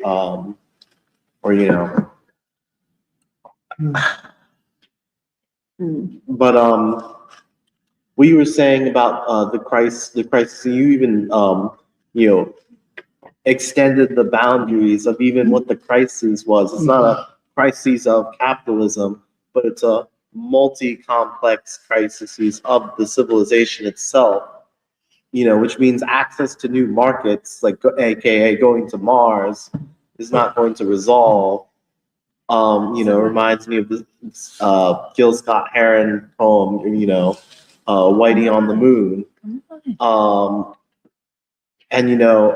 What you were saying about Thomas Friedman, come home, Dorothy, the Wizard of Oz. I do think there's a lot of symbolism in the Wizard of Oz that I don't understand, like the man behind the curtain, or, no place like home. But anyway, that Thomas Friedman saying no place like home, rather than come home to, Mars or civilizationally, come home to the human being, which is what Gil Scott Heron is saying. And I don't know, to answer your question, I don't know about, does it make the revolutionary task at hand clear? But it definitely explains more human-centered philosophy, explains more than, like capitalist-centered philosophy. Let's just examine markets and trade and, like the LaRouche idea of rearranging, banking, systems, or even, even some other ideas of just creating community banks. Like, yeah, it's a great idea, but there's a larger issue here at hand. And, I don't know. It is if I could just see, this is why, I kept referencing deep plumbing, rather than what is apparent. Examples. Take like a Marxist like Richard Wolff, who's on all kind of podcasts. He has his own, and he is a Marxist. And the world is explained in terms of economic categories. But suppose the center of the maelstrom of the crisis is not the economy, but the civilization itself. Have we not entered, as Thomas Friedman said, a new epoch of crisis, as we have said? I mean, that's what I think we're up against. I think, I don't think there is a theory of a forward movement based upon the class conflict. I don't think you can think of a future of a seizure, because the crisis is not centered there. It is a crisis of the economy. It is a crisis of relations with China. It is all of those things. But then but when the crisis hits the deep plumbing, it's not the same as, well, I don't have hot water. It's that you don't have no water, type of thing. That's and it's Western civilization is unable to reimagine itself my at this point. in time. My point. And if it can't reimagine itself, it can't see. And that's the crisis of the onto-epistemic. Yeah. And so Friedman, I mean, in their ham, I don't take their words, I don't take them as that smart and almost childish in some ways. But what he's saying is, well, where's our home? Well, the Trump people, they're saying, what is our home? If you take whiteness away from us, who are we? Civilizationally unanchored. That's right. And they have no explanation. Take whiteness away, who are we? Yeah, we can rise up in classroom, but who am I?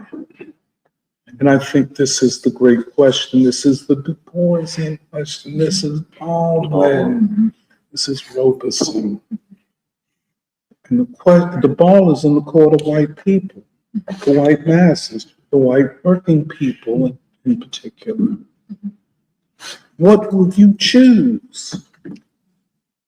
Because you can't have it both ways. You can't have it both. So it is the Baldwinian moral choice. The ball is in your court. How are you going to choose? Don't throw no slogans at me either. And that you can even see that in everyday life. That's what, you reach a point where black and white people, workers even, don't have nothing to talk about. Because the initial point of conversation is different. Mhm. Black people start from the foundation of freedom. That's why we're studying these black guys. It's freedom. It's the divinity of man. White people, not everybody, most white people, the majority of white people, the initial assumption is whiteness. What do we talk about? How do we have a conversation? It's very difficult because if you study it, at some point, white people shut down. Well, I ain't gonna discuss it no more. Black people, the average black person, they want to continue to discuss it. White people don't, because it is existential after a point. Now you're invading my home. But your home needs to be invaded because your home is crumbling and it can't be rebuilt. This is the thing. I think, you know what I'm saying? And I think Kwame Ture did not have it, more rhetorical, polemical, okay. But, Yeah. you know what I'm saying? But, see, even, you take coming out of the Black freedom movement of the 60s, Kwame Ture, Imam Jamil Alameen wanted to go in a different way. This is not revolutionary enough, we're revolutionary, yada, yada, yada, yada, yada. You know what I'm saying? But the foundation of what they were doing were not as strong as the foundation of King and them. King's foundation was in Du Bois and Robeson. I don't ever remember hearing Jamil Alameen or Kwame Ture even mention Du Bois, which meant that they were starting from a theoretical philosophical deficit. Given that Du Bois is the initiator of a whole new world movement of thought, so you somewhere else. So you have to, you can't reference Du Bois, so who do you reference? Well, maybe Kwame Nkrumah, but at the end of the day, you have to reference, let us say, Mao Zedong. Yeah. It's not enough. Mao doesn't have enough. That's all. It's not the home, you can't bring it home. Because that's China. It's not here. You can learn something. You can learn a thing or two. But this is a whole new thing over here. And one last thing. I'm sorry. One last thing. Because I like movies, but there's a new movie coming out, The Odyssey, and it's an epic that establishes Odysseus coming home from the Trojan War and the story of the Trojan War. There's another epic called the Aeneid, and the Aeneid is the story of the Trojan prince who goes to Carthage and then falls in love with the Carthaginian princess, and then he has to leave because his duty is to found Rome. And so it's the founding myth that establishes the Roman Empire. And that's what I was trying to get at with Constitution and the founding myth of England, the founding myth of France. But in a modern world, who are the people? Let me ask you a question. Noor, I ask everybody. Are we agreed that the American Revolution was a revolution? I think so, but I don't. I think that's the task. This is a very important question. You don't have to answer, and you don't even have to see it as a revolution. But the question has to be addressed because the nation is going to be talking about this. The bourgeoisie is going to go crazy. Right. Well, if it what you said, if it excludes the fact of the matter that it was a shift away from Europe, from not just politically, or not just in markets or in colonialism, but in a new world movement of thought away from Europe into a new world, and the fact that it's evident that all men are created equal. But I was gonna say, in this day and time, who are the proletariat who are creating the new, founding myths of our time? That's not happening amongst the white proletariat. They're gonna need the black proletariat, if they are, to reimagine the nation. I did have one, related to this, I did have one clarifying question, because I think I missed it when you were talking about, I think it was Becker. You said something like Becker basically establishes like the value of his book, because like I've only made it through the preface. I haven't even made it to the introduction yet, but Take your time. yeah, I am taking my time, clearly. But so, but my question is, Take your time. yeah, I definitely am. So that's not the problem. But my question is, because I do think this is what you're saying. Like I paid a lot of attention to you saying that there are 3 foundational works, which I'm starting to understand as why so foundational for free school, how we're consolidating our thought for next year. But with Becker, my clarifying question was just because I think I missed the word choice. You said that Becker establishes that this 1,000-year long duration of global capitalism forming, these processes of global capitalism forming, the significance of it is that it produces a new revolutionary class. I forget if you said, were you clarifying that he says this new revolutionary class is the capitalist class? Absolutely. Or were you saying that the new revolutionary class were the founding fathers of the country? Because I got confused by that word choice. No, he's saying actually that this complex group of people that were Dutch, that were British, that were Spanish, and their objective action to forge this new system as group, and it was, he calls it war capitalism, that out of this comes a new class, and the quote founding fathers were in political ideological terms, the crystallization of this revolutionary class. Okay, that's clear.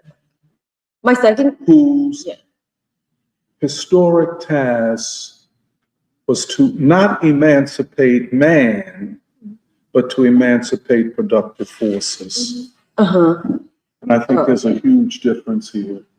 Okay. Okay, interesting. I know you wanted to. No, keep I think going, I had a second question I forget now. So, it was a clarifying question about Becker. I forget. Yeah. No, go, please. Well, you're gonna engage in the same. Yeah, well, one of the things that I appreciate about Becker is he spends, I think, a decent amount of the preface and introduction with questions of epistemology. He's like, I'm trying to get you to see something that is both very obvious and immediate in the lives of people, and yet is also much larger than it's easy to comprehend. So he uses this concept also of totality, which I kind of dig. But in some ways, even him bringing that up, there's times when, as shortly as I'm not very far in the book, but there's times where I feel like what he's trying to describe, he's defined it for himself as capitalism, which may or may not be appropriate given the project of the book itself. But there's times where I feel like what he's trying to describe, he's using the word capitalism, but he's in fact describing something larger than capitalism, which is basically modernity. Maybe arguable, but I think it's not or it's you could use the term at one point he and I'm actually looking forward to get into this section, but at one point he's it gives rise to this thing which I call capitalist civilization, which he describes as a world basically a You world. use the word capitalist civilization? Yeah, and there's a chapter later in the book which is called the rise of capitalist civilization. But so in that sense, it's like it's part of the question which we've been like raising, which is like, why use this term of civilization to begin with? Why are people in the ruling elite talking about it? Why do we have a concept for it? And what you said, how can this be, or why should this be a concept which is central to any understanding of the revolutionary and democratic and emancipatory task in this country going forward? Why civilization is a revolutionary concept, I don't think is something which should be taken for granted, because oftentimes when you say the word civilization, people both have an intuitive sense of it, which is in some ways what Becker is saying. You have an intuitive sense of what he's trying to describe is capitalism, but it's at the same time it's like to try to address it. It's to try to bring almost something which is in the air into like a material, like a thing that people can actually like see and recognize and know. And yeah, and I think that that's part of, in some ways, what you would call the epistemological like task of even revolutionary struggle itself. And because I guess in that way, I even see like our own conversations and what we're doing in free school less as attempting to purely just understand certain preconditions for revolutionary change, but with that understanding to make an intervention. Like I see like any revolutionary movement as needing to make an intervention in order to either create certain conditions, to accelerate certain conditions, to make real certain conditions, which then provide the ground for future struggle. And in that sense, like part of what we're trying to do is to make real to the people something which they are already conscious of, but maybe is not fully at the surface yet. And so I don't know, I just wanted to say that because it's like it's part of this question of like epistemology, which is what you raise of like ontological epistemological complex, which we call civilization. It's like also that I think part of what we're describing is that civilization both exists in the minds of people and exists in the ideology and the thinking of people, but also like civilizations objectively exist as well, which is the whole point of ontology, like being, like, and in that sense, it's like, yeah, like Western civilization both exists in the mind of, let's say, the ruling elite, but also like there are objectively like, yeah, like Europe exists, like America exists as a society. And so actually that's something that I was like trying to think about, okay, like how do you distinguish between, or should there be a distinguishing between how people themselves define for themselves, like what it is that they are part of versus like what you're saying, what objectively exists. And I don't know, like it's not clear to me yet, but I think one of the related questions that I had was, if we're saying that there are, for example, two civilizations in battle with each other in the United States, how does that logic interact with what we've also talked about, which is the trialectical logic of threes? And is there a dynamic relationship between what you would call those like varying levels of, I'm going to use your word, structuring structures? Is civilization a structuring structure? And then this black worker, if the black worker is also a structuring structure, are they the same thing? Are they different things, but yet having a relationship with each other? I'm just raising this as like, these are open questions which have been put on the table. But I just wanted to say, like, to return to the question of like, why civilization is a revolutionary concept and a revolutionary demand is because when people use the idea of civilization, they're ultimately talking about a way of life, a way of existing, and a worldview, a common set of assumptions and a worldview, which shapes how people see each other and see the world and their place in the world, and some almost like their destiny. And at the same time, it's also a way of talking about beyond the concept of society. Civilization, like we said last week, is implicitly a historical concept, an historical frame of mind. And in that way, it's like, it's kind of ironic because like once maybe modern humanity starts to think of itself in civilizational terms, it's like, and I think he brought this up before, like maybe a year or two ago, like at that point, people stop thinking purely in terms of time as cyclical, where it's like, oh, time is just the seasons and I'm, not trapped, but like you're kind of living your life in an agrarian mode of existence, and it's kind of cyclical, but like at some point, people develop this concept of like, no, we are moving through history and we are shaping history, and history is actually moving in a certain direction, whether it's like linear, whether it's something else. And so, sorry, I'm just trying to like build towards something which I'm not entirely sure of yet in my mind, but it's like, I think the other, because this is actually something that Michelle and I had talked about before the like your birthday conference with the final roundtable, which is why put forward civilization as a revolutionary demand, as a revolutionary concept. And it's that another thing that is conjured up by the idea of civilization is like that which produces certain types of human beings, which I think again is something that goes beyond the scope of like society, as maybe something that's more of a limited concept. But it's like when we talk about civilization, we're talking about something which is historically constituted and is also present in the minds of people, whose whole point is not even to reproduce certain social structures, but to produce certain types of human beings. And in some ways, our concept of, let's say, a Fourth American Revolution being a civilizational revolution, or having civilizational scope and dimension and stakes, is we are ultimately after the creation of new types of human beings, which is best understood as a civilizational imperative. And so, yeah, I don't know. I have a lot of questions, but like part of it was like, okay, we're trying to make visible something which is otherwise both partially visible, partially not seen. Like the evidence of things that are not seen, essentially, and like limited terms.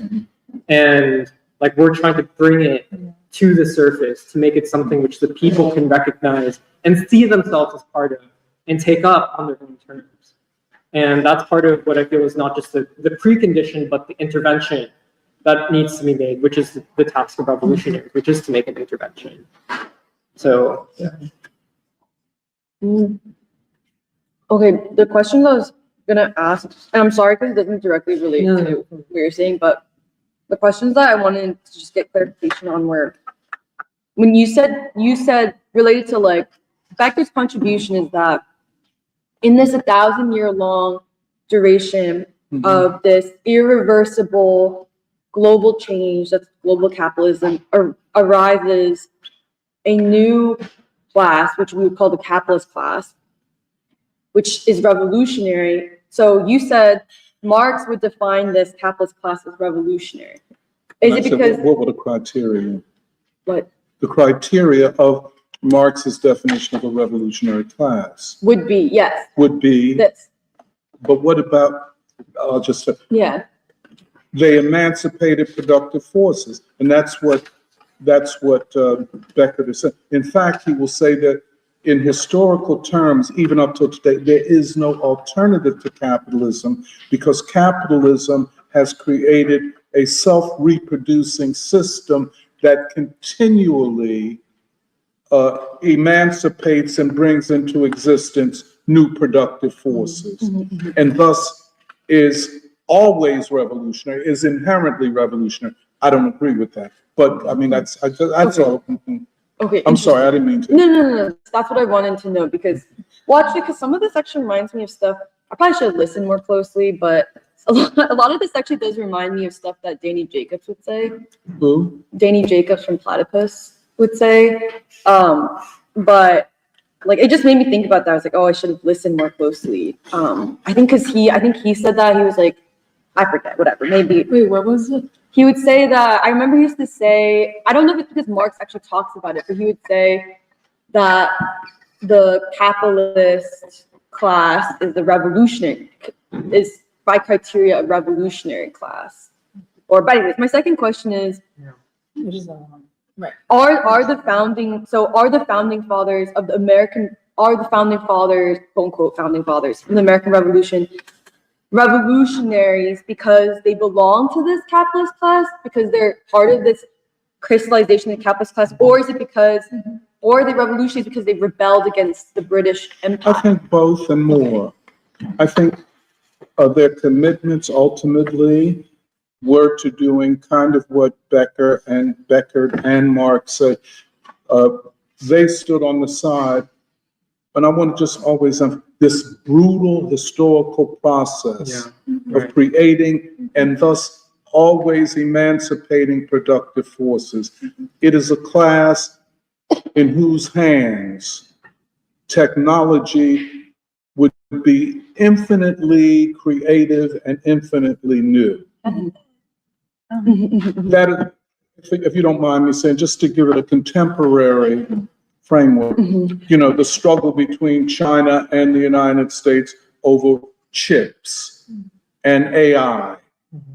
So you could get like a Beckett who would say, well, look, China has turned over its chip industry to capitalists, individual capitalists, that within a whatever system, the capitalist class in China is still the engine of revolutionary change.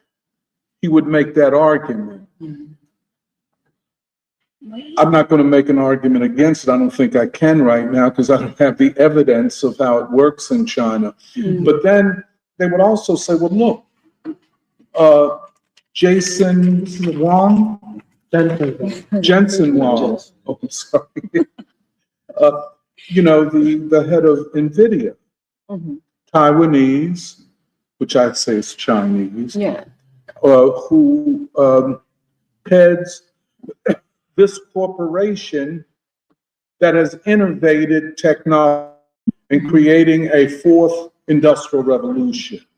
And that capitalism and capitalists still play a revolutionary role in history, and an indispensable revolutionary role.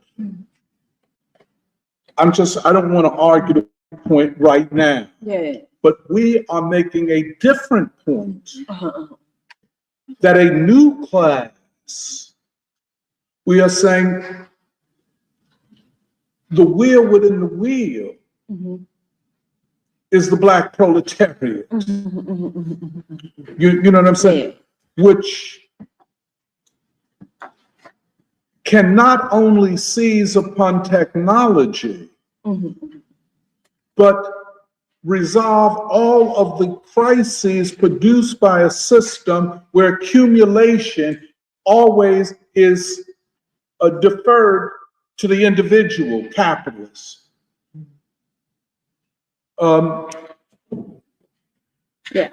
That's what somebody said. But in some ways, But our project, just one small, our project is therefore humanist, the human being. And that's why the Black gods. When we talk about Father Divine, when we talk about the Honorable Elijah Muhammad, who is divine? Man is divine. This is all allegory. You know, it's just like Sun Ra saying, I'm from Saturn. It's allegorical. You know, he has no evidence he's from Saturn, and it don't even make no difference. You know what I'm saying? The allegorical, well, you see what I'm saying, which situates a new human being, the possibility of a new human being. All of the productive force, all the AI in the world will not create a new human being. Well, you know what I'm saying. because Becker doesn't, he says very early on, he doesn't use the word revolutionary in a necessarily positive way. He's like, I'm not talking about good or bad. He's like, there, and maybe he's lying about that. No, I think he's right. Yeah, but he's like, he's using the concept of like capitalism is constantly revolutionizing As an itself objective truth. as an That's- objective Yeah. truth, whether it's in a good or bad direction. That's right, he won't, yes. not a Yeah, bad- and so he's not passing judgment in that Mhm, sense. But I think that, I don't know, part of my, I guess, the working out of our scientific thinking is, I think, like I said, I'm trying to work, okay, what is the relationship between the trialectic of the black worker, the white worker, the ruling elite, but then how does that relate to civilization? Like, is that, but it's like, it's a larger question of also like, I think it's not that, obviously we're not married to Marx, but I do think that there are certain, in my view, there are certain assumptions of like what we would call class struggle Yeah. embedded within the concept of, let's say, the black worker as a category, as a structure. And so, like, at the same time, we're not making the same kinds of, part of our break with Marx is, or departure, is that we're not making the same kinds of universalist claims that he was. Because we're saying that like what we call the trialectic of American history is not a universal. We are not saying it's a universal logic of human history in the way that Marx was, saying that the dialectic of class struggle was the universal logic of human history. We're saying that the trialectic of American history was conditional, specific to the development of the United States, and that its resolution has not yet been decided, and we don't know what it would look like because it is a distinct logic that we're trying to understand. And it may have world implications, but we haven't really gotten to that point yet. But I don't know, I was just thinking about it, but it's like, I do think that there is some, it's not a, like, we're not just advancing class struggle theory, but there is some certain assumptions of class struggle which are still embedded, I think, within our, which is not, I don't think is a bad thing. But I'm trying to work out, like, yeah, what is the... Well, let me just say this, and I quickly, one of the things I think that we do is to assert that there's not a single universal logic that applies to everything, that there's even in the United States. I mean, if we look at social structures and processing, we're talking about many kinds of logics. And part of our work is to understand, and so this concept of a trialectic is to account for the color line as such, but yeah. Well, I just want to reference, just say, I haven't forgotten your proposition of at least 2 years ago of Marx as the general theory, Du Bois as the special theory, where you said, well, suppose Du Bois is the general theory. And I think we have to return to that. I was gonna say, actually, this conversation just made me realize that everyone's focusing on Sven Becker's Global Capitalism, but actually this book by Contopoulos, The Logics of Social Structure, is helping me to understand actually how there's so many different layers that or layers and levels that we're speaking about of social structures. And I think sometimes they get mixed together. And the reason why I say that is because for the logics, like the reason why there's a logics of social structure is how do you even have a science and scientific approach to assessing what the crisis is, all the different components, and then what comes of it. And the reason why I say that is because even with logics of social structure, you referenced how Sven Becker talks about the totality, but in this book, it also talks about the theories of there's the totality, there's the fields, but there's also the groupings, meaning that's like one example of how there's different layers to a society and a social structure. But I guess I just say that to say, well, everyone is working on Sven Becker. I'm gonna go towards logic because I think I didn't realize, because I was just reading it because I'm interested in it, and then we brought it up at free school a couple of weeks ago. But it's actually this that I was just reading earlier, and I was like, oh wait, certain concepts are becoming clearer in this discussion.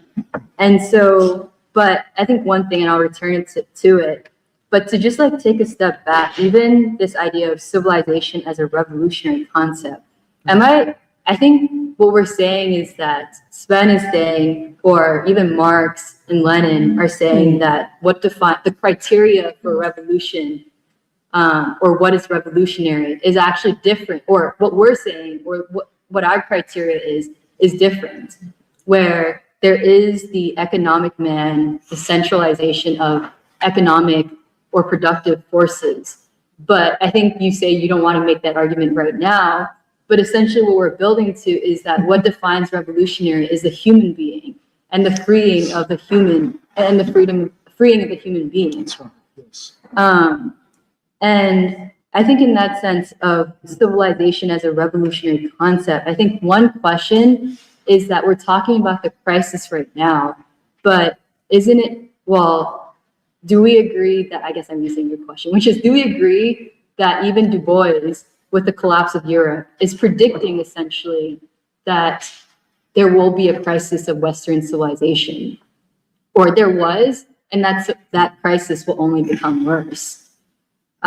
Because, and the reason why I asked that question is when did this crisis begin?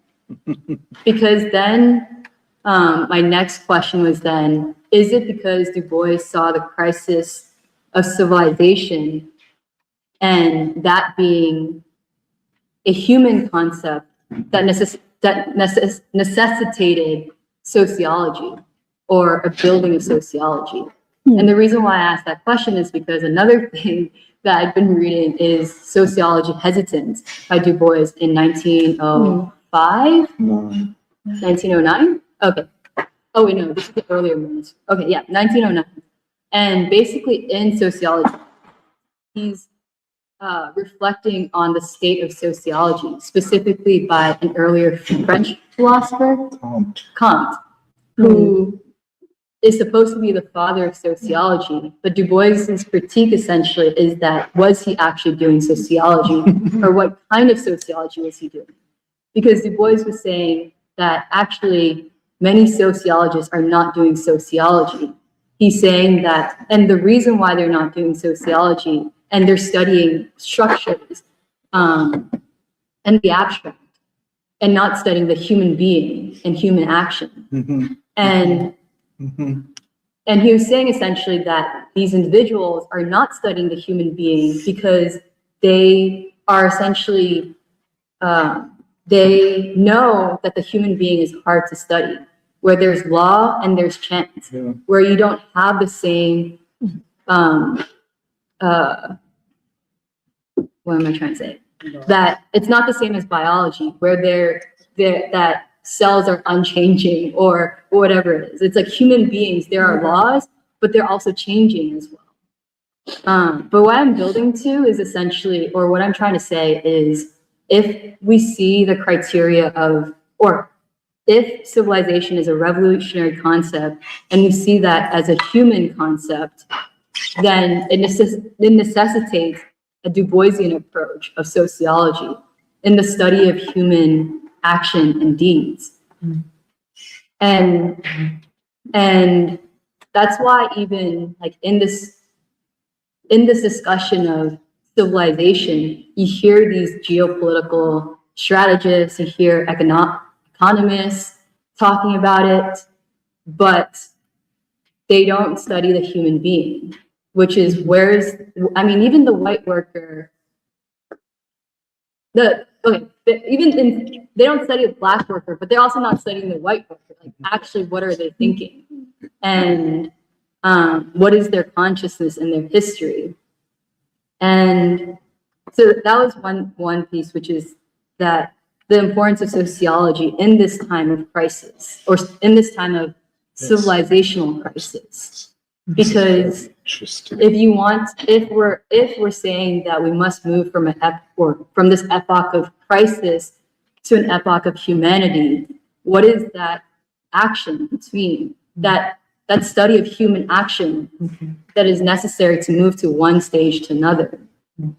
And then the other thing is, even in this study of, then in sociology and the science of sociology, where it's, okay, we don't just resort to the economic man and what is is purely just objective or can be seen, but also requires human reason as well. I think this place, I get more confused, so I'll come back after I've read more of this logic. But it's interesting because, oh shoot, where am I getting?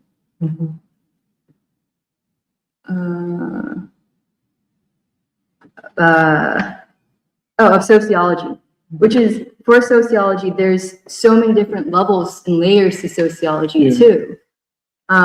Where one was that even the phenomenology of social structures that they referred to, of like the different levels, the totality, all the way down to individual groupings. But then there's also, how do you study interactions between human beings, or how do you study, I think what they call the modalities of social action, which is how do human beings, and in more concrete terms of what we talk about in sociology, which is how do different groups interact with one another, and what is the modality or the manner of their interactions? Meaning, are there interactions between, even with Black workers, how are they interacting with one another? How are they interacting with white workers? What are the conditions in which they're interacting? And I think that's what we're trying to study, with whether it's in Black Gods, it's the intra relationships of Black people. And then I think the unions or deindustrialization group, we're studying the interrelationships between the Black worker and the white worker. Can I ask a question? Yeah. In deindustrialization, aren't we studying the separation of the Black worker, in this case, the Black worker, from productive forces? The moving of the productive forces away from North Philly, let us say. I'm sorry. No, it does make sense, because I think longitudinally, I think we're also studying different things, which is one, what was actually that period of industry and what was made possible in that time. And then with deindustrialization, what were the role of unions and the white worker and with the Black freedom movement as well, So interesting. in fighting back against deindustrialization. And I think we had just read All Labor Has Dignity by King, and he's talking essentially about the role of white labor, or the progressive role of white labor that had previously existed, but now is not fighting back with automation, with deindustrialization. And I think the reason why I bring that up is we're also very interested in this like, what is the possibility of positive contact, or I guess what Du Bois says, positive contact between the white worker and Black worker, if they were allowed to interact, what are the possibilities that would come out of it? Because I think essentially when we say law and chance, is that Du Bois has talked about Reconstruction and the portrayal of the white worker. And then I guess if we were to build upon that, the second defeat of Reconstruction with deindustrialization, was that another betrayal of the white worker? And was that law or was that chance? Yeah, was that law? Or was that law, but also is there, in conceptualizing where the nation needs to go, is there an element of chance? Whereas the law always that the white worker will, what was the word? Give in, betray, or what's the compromise with the planter class? Or is that actually an element of chance? As well, of human action? Well, maybe the essay that we read at Lucian Blackwell of Work and Wealth. Well, I don't know how you would look. I think that addresses in part what you're asking also. Well, because he uses this metaphor of, he calls it the logic of the broken plate. He says, let's say if you have a plate that's been cracked, and then you try to glue it back together. If you drop it again, it's going to crack along the same lines. And so the division between, let's say, the white and the Black worker, there is something which is, I don't know if he's even saying it's a law per se, like something which is like, it's always going to happen, but there's a tendency towards it, which I think that is the Du Bois thing. It's like, okay, there are probabilities which are greater probabilities than others. But that doesn't mean that it's like still like an iron law in the way that, let's say, Marx, by contrast, would be like, these are the kind of enduring laws of material, of like the production of forces, like all that stuff. And maybe we're also like, I don't know, putting Marx in a box, but like, I think that for Du Bois, with that chapter in particular, on the one hand, he's like, yes, it's likely because of America's history that there will be race conflict, that there will be like white workers turning on black workers if it means that they can think that they're getting ahead or that whatever, or if it gives them a sense of superiority. But I think implicit within that is that he's saying it's a tendency and it's not an iron law of all history. And that like the whole point of even him using before that a literary way of describing that emerging period of history of, okay, how did these great cities of the Midwest and East form? And he does it by introducing these characters, like the character of the black worker, the character of the white worker, the character of the capitalist.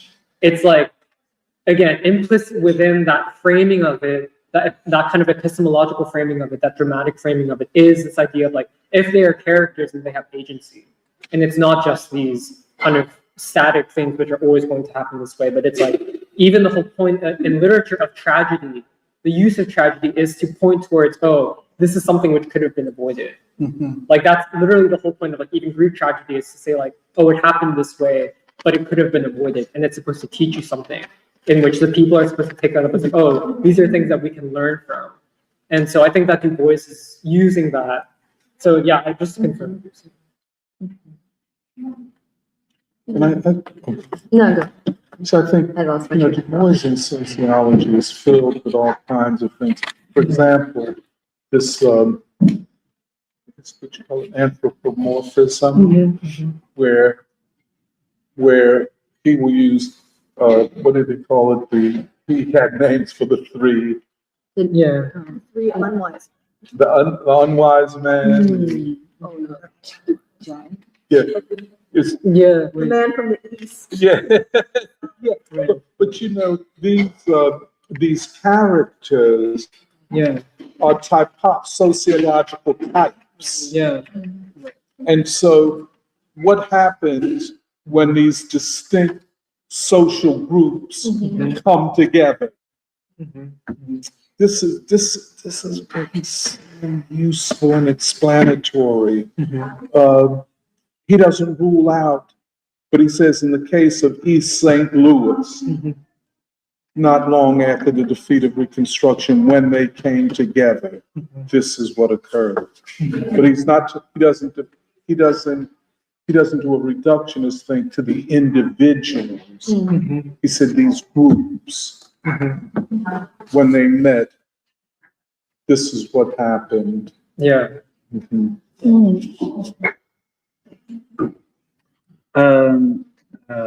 Just wanted to come back to something that you were saying, Alex, and you, Jeremiah, were touching on when you're talking about civilization as a revolutionary category or way of thinking, and the evidence is the people that it produces, the kinds of people, the types of people. I think that way of thinking in the terms that we're using today is really clarifying for me, and it helps me make sense of a conversation we were having in the Monday reading group a couple of weeks ago, where Jacob, who's a friend of Todd's who attends the reading group, we were talking about the white worker and the black worker as we were reading Coretta Scott King's autobiography, and we were trying to make sense of the special quality of the black worker when Coretta is talking about her life growing up under segregation, the struggle for freedom, and it's not just the category of the worker, but there is some special quality, some revolutionary quality or consciousness. And I think I was really fumbling for an answer in that conversation. Maybe Jacob is listening today, but I think that to think about Coretta Scott King as evidence of a civilizational creation. She is an agent of civilizational creation, in contrast to a civilizational crisis, a dying civilization. really helps me make sense of what even I'm witnessing or reading when I'm reading Coretta Scott King's autobiography. Yeah. What am I seeing happening? It's a civilizational creation that she's doing or is part of. Yeah. That's it. Well, and also that Black gods, we've kind of touched on this a little bit in our discussions, that United House of Prayer, Father Divine, those are civilizational creations or interventions. Can I just say, I think we can talk about emergent civilization with revolutionary potentialities, or we could talk about a civilization that has already consolidated itself as a revolutionary force. I don't think we have to. I'm just saying possible ways of talking about these things. Well, okay, I had a question about this thing of the capitalist class being a revolutionary class because they harness or unleash the productive forces of, like the world of labor, technology, like all of that. And then that in relation or in contrast to a revolutionary class that can emancipate like human beings or the capacity of human beings. And I say that because I feel like that kind of helps me clarify even our departure from Marxism. Or from Gerald Horne. Yeah. because what he says, okay, just a quick thing. Beckett is saying the revolutionary imperative of that time was to free the productive forces. And whatever it took to do that, well, Gerald Horne is saying he doesn't even see that, and so that's what I. Yeah, and so I guess I don't know if it needs to necessarily have proceeded in this order, but it did proceed in this order, where first the productive forces were unleashed, and yes, it degraded labor terribly. Like, it resulted in a lot of exploitation and pain, but it also And genocide. Yes, and genocide. But it also amassed like a certain amount of wealth. It allowed for the production of like the modernity that we live in today, where we do have enough like wealth or even productive capacity such that people don't need to work like 70 hours just to put bread on the table. And now, like, if that revolutionary class is like basically done what it can do, now we still have the question of the emancipation of the human being or the unleashing of like human possibility. And so I guess my question is, how do we define that revolutionary class? Like, is it the class of the worker, or is it, better explained or represented by the Black proletariat or like by Coretta? Well, I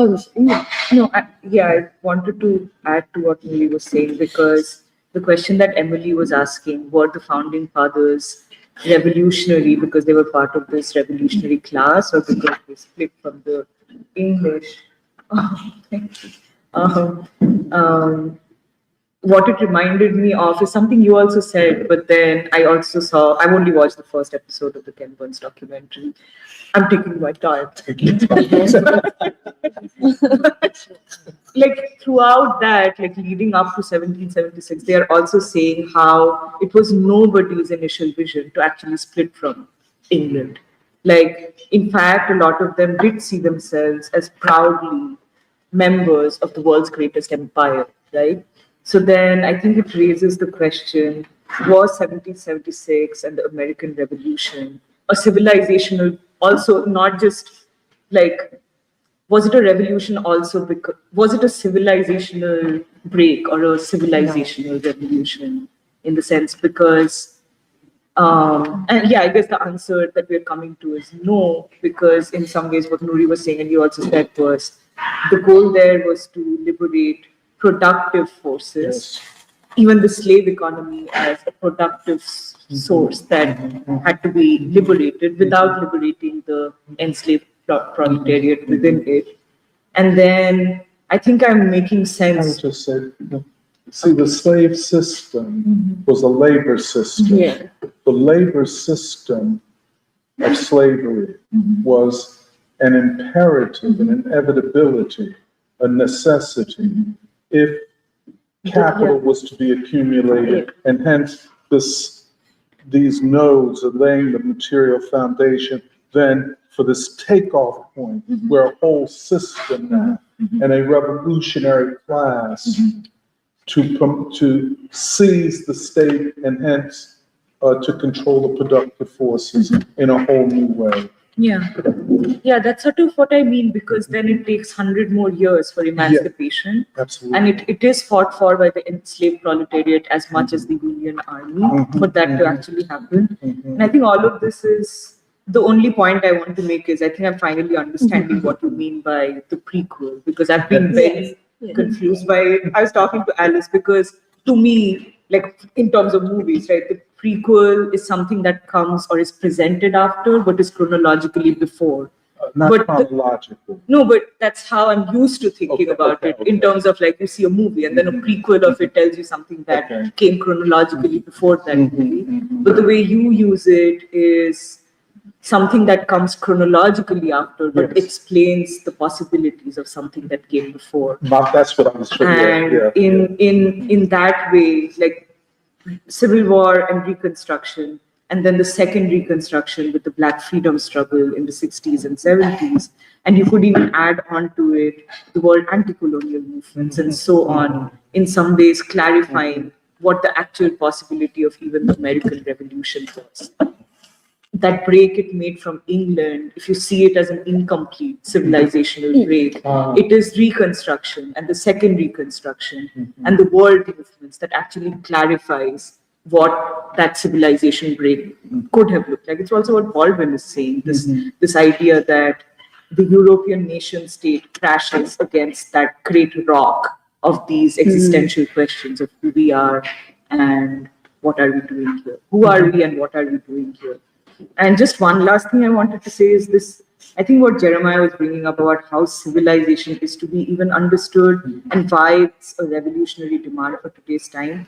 I mean, there's one way to think about it as, oh, you know, Indian civilization, Chinese civilization, African civilization, civilizations as belonging to a group of people, or like, you know, in some almost like sectarian ways, but then there's also universal meaning to civilization. A universal, unifying meaning of civilization for all human beings. Like, and I just wanted to read 2 or 3 lines from Galileo Galilei,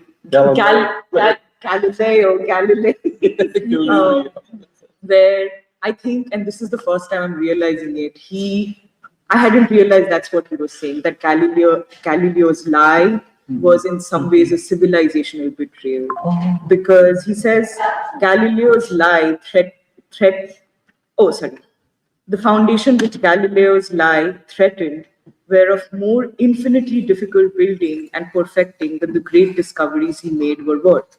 In travail of soul and gushing of blood, in anger, hatred, sorrow, and strife, in the rise and crash of empires from Egypt and Babylonia to beautiful Greece and imperial Rome, on all this was the world kingdom of law and order and truth raised. They only can speak lightly of the change from the time when each man flew at everyone's throat to that when we safely look for universal peace among all nations.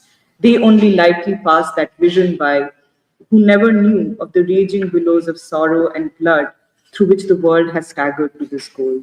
And the reason why I was reading it even was I think it helps me understand what we are talking about when we talk about a civilizational task and how many centuries, millennia of history, of human history and agency and courage have gone to build a new stage of life for human beings, even a new moral reality. And that's what we mean. And this is also why, like, the way Trump sort of throws around the world a word of civilization, almost like a thing of whiteness, as opposed to, you know, immigrants coming in is like, in some ways antithetical to Western civilization or European civilization. It obscures the vastness of the civilizational project. But yeah.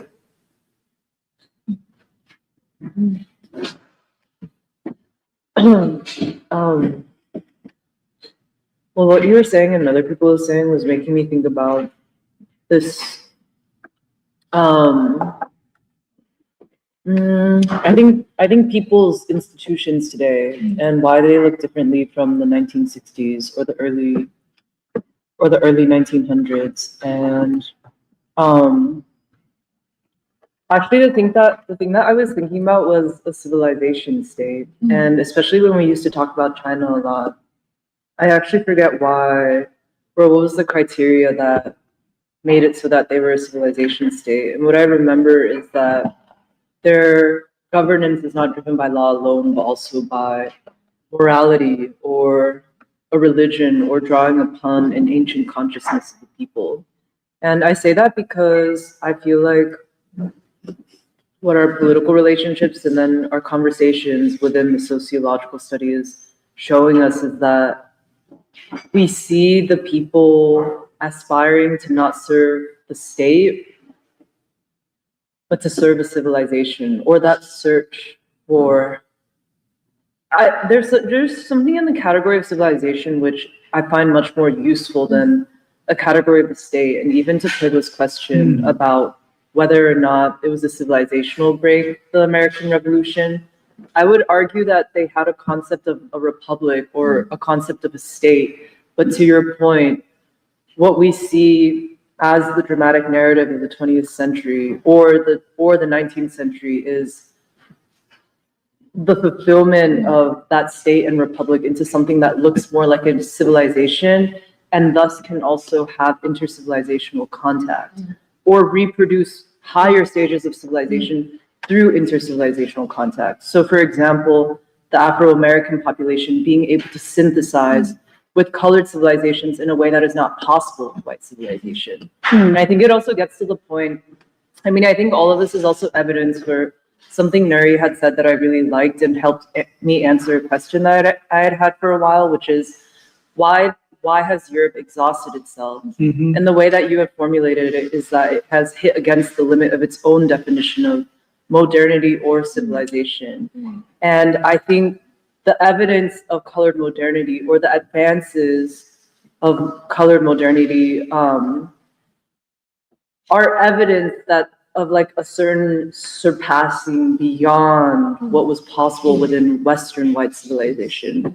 But I think the reason I was thinking about people's institutions in particular, and it's like a little bit hard for me to articulate right now, is why, I mean, with deindustrialization, obviously the traditional people's institution of, let's say, the church or the factory or the union is not what it was.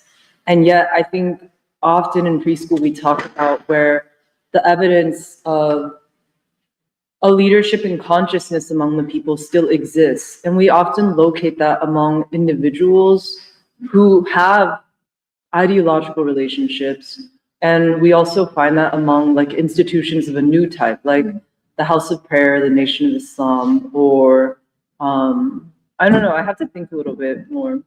But I think I say that because what you were saying, Doc, and then some other people as well, was also making me think a lot about Sun Ra. And then I was looking at, like while we were talking, I was looking at a 1971 interview that apparently was really famous that he had done in Helsinki. And he makes this comment that the evidence of what we have today is that we have tried everything that's possible. What we now need is to try the impossible. And for me, that helps me understand some of what we're saying about the limit that's reached through the framework of liberating man's productive capabilities. But what about the liberation of man or human development itself? But I also say that because like I consider someone like Sun Ra or his body of ideology, which is very civilizational and very futuristic, to almost be like a people's institution. But then my question is, how would you locate it? And you locate it it's an institution that is constituted much more through consciousness, I think, than consciousness than geography, because I think Sun Ra definitely still lives, but like, where would you go to find him, you know? And I think there is a reason that the world's people were so attracted to this music or to the vision of somebody like Sun Ra, even if they didn't understand it, and also why they still won't let it go. But I think the last thing I wanted to say about institutions is because I've been looking into some research with the criminal system and incarceration as a way of also helping to understand the Nation of Islam Reform Ministry, prison reform ministry. And, you know, something that we've been trying to understand is what is the significance of this stranded population? Right. And why do you actually need to understand the stranded population to understand the total social system? Mhm. And Eddie had actually made a point that really stuck with me, which is you cannot understand the constitution of the Black social system today without understanding incarceration, because it has been such a deliberate mechanism in distorting what would be the organic structure, the organic role of men, the development of young men in an alternate Black civilization. But I say that because I think my concept of an institution of the people is changing in a way that fits better within the framework of civilization than within the framework of society, or a social system. Yeah. Yeah, the Sun Ra has been coming up a lot for us in Black Gods too, Oh, wow. because we, Kathy brought this up, but like I think we had talked about it before in the past, where Sun Ra is really similar, like you're saying, Sun Ra as a body of consciousness. Like Sun Ra is seen as significant in the history of consciousness is really similar to even, let's say, Father Divine. Because the concept, Father Divine's concept is basically, and like it's all significant to the conversation, but Father Divine's concept, like the whole theological worldview of Father Divine's peace mission is that, like Doc was referencing, there is no kingdom of God after death, but the role of man is to become so angelic, to live a life so in opposition to, I love the way Doc actually said it, like avarice, commodification, like capitalist relations of human beings, capitalist relations to self, that you make earth itself God's kingdom. And it's the way that Sun Ra is basically like, man himself has the creative energy and potential through consciousness or through playing to actually make earth like heaven, or like there's very It's the similar. Nation of Islam. Yeah, which is also the Nation of Islam, and it's also, I mean, I think the House of Prayer has it too. Like, Yes. my first sense when I went to the DC House of Prayer was, oh, it reminds me of Sun Ra. And yeah, it really did. Like even the way they play music, I was like, it reminds me of the orchestra, like for some reason. But I actually think what you said is true, which is the significance of Sun Ra or Black Gods or everything is that it points to. This is me trying to also because I'm trying to process like this whole free school, which I think has been awesome. But this is me going back to the founding fathers, which is something I was trying to figure out, which is related to what Purba said in response to Nuri, which is that I think the significance of the founding fathers is like, I think you said it, Doc, but the way I interpreted it is that the founding fathers were significant in ways that they did not even realize they would be significant. Right? Because the founding fathers, I think, as a crystallization of this revolutionary capitalist class that forever changed the course of human history, they, like, okay, because this is, tell me if it's inaccurate, but part of the history of global capitalism is not just productive forces, but the ideas that come with,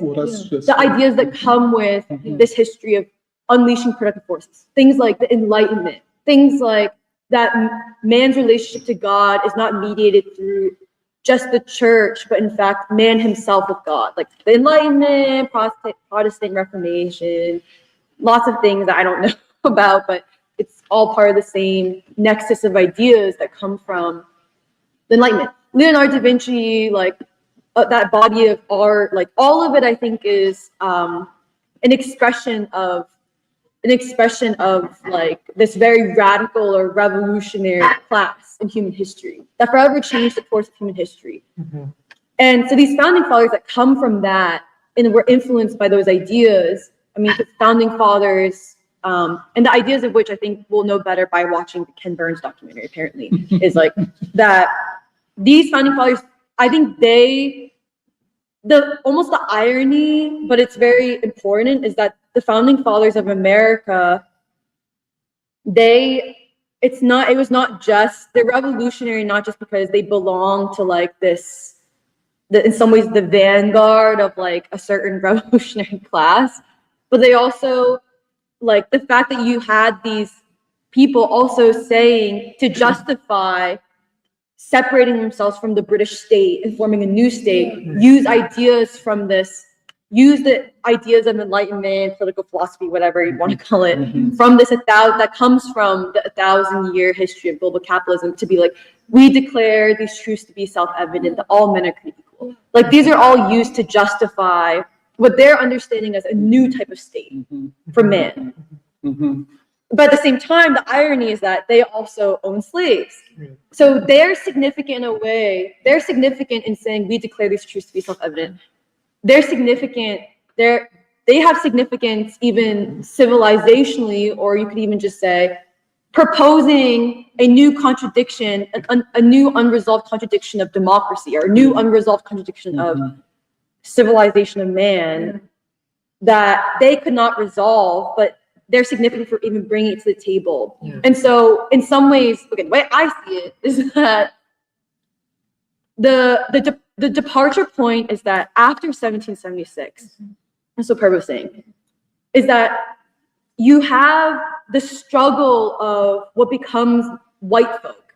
There's the struggle of white folk to actually fulfill these tenets of democracy, the republic, and they get lost on the way to grandma's house, right? That's like a simple way of saying it.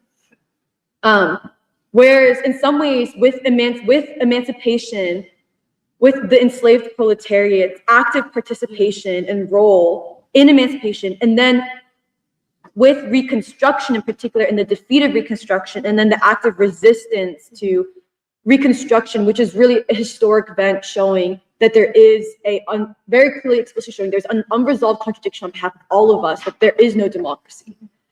That in some ways, that is the beginning of what we understand to be the modern democratic emancipatory revolutionary struggle. Does that make sense?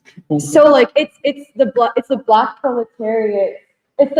proletariat's resistance, democratic resistance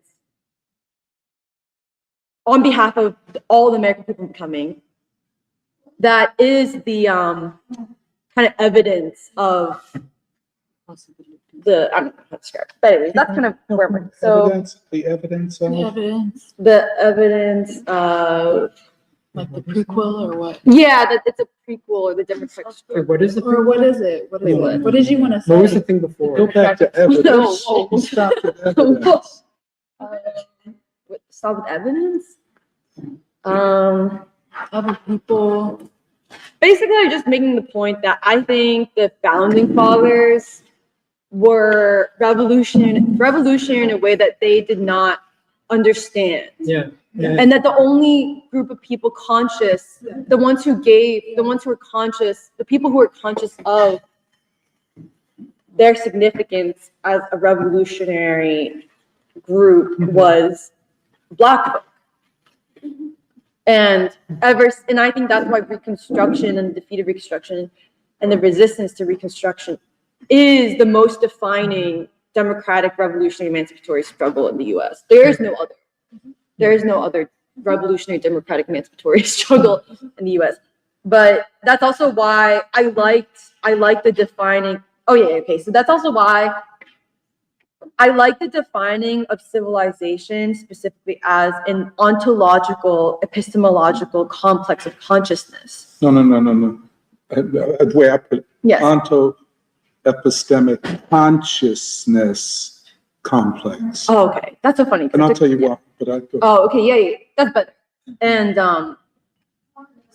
actually, I think that's why the origin story, the defining moment of the creation of this new civilization, new onto epistemological consciousness is Reconstruction, I think that's. and hence like the creation of the Black social system. And that's why I like, because I really like the establishing of Becker. To me, Becker plus Burns go together to explain something about the founding fathers. And then I think Taylor Branch, I really like the bringing in of Taylor Branch in this whole concept of deep plumbing. Yeah. Because I think Taylor Branch, like he begins his whole 3-volume work. You think, you're reading this history of the civil rights movement and you think that it's going to be about King, but then he doesn't start with King. He starts with how Dexter Avenue Baptist Church was Vernon created. Johns. No, he starts with Dexter Avenue Baptist Church. He talks about the church as a character itself. Oh, yes. Yeah, he talks about the birth of Dexter Avenue Baptist Church as a character itself, as a symbol of something, because it comes from Reconstruction. Right. Yeah, and so, but anyways, this is like less deep, but I just wanted to repeat that I like this whole concept of deep plumbing because I do feel like it clarifies that, to me, it clarifies that what we're trying to say is that there's logics and processes that define why what we have today is not a crisis of class struggle, like an unfulfilled class struggle, but is actually an unfulfilled civilizational struggle. And I also like the clarifying, bringing up. I just want to ask you for sort of clarify. Why do you think, or anybody, why do you think the civilizational framing is more accurate than, let us say, the, well, like she said, the social structural or class framing? Why are you attracted to the civilizational framing? What does it explain that you want to have explained? Can I say one quick thing to that? For me, it goes back to what Jeremiah had said about Baldwin and the evidence of things not seen. Is that the state or the ruling class of this country has always asserted one thing, and yet the people have always moved in another way. You say always?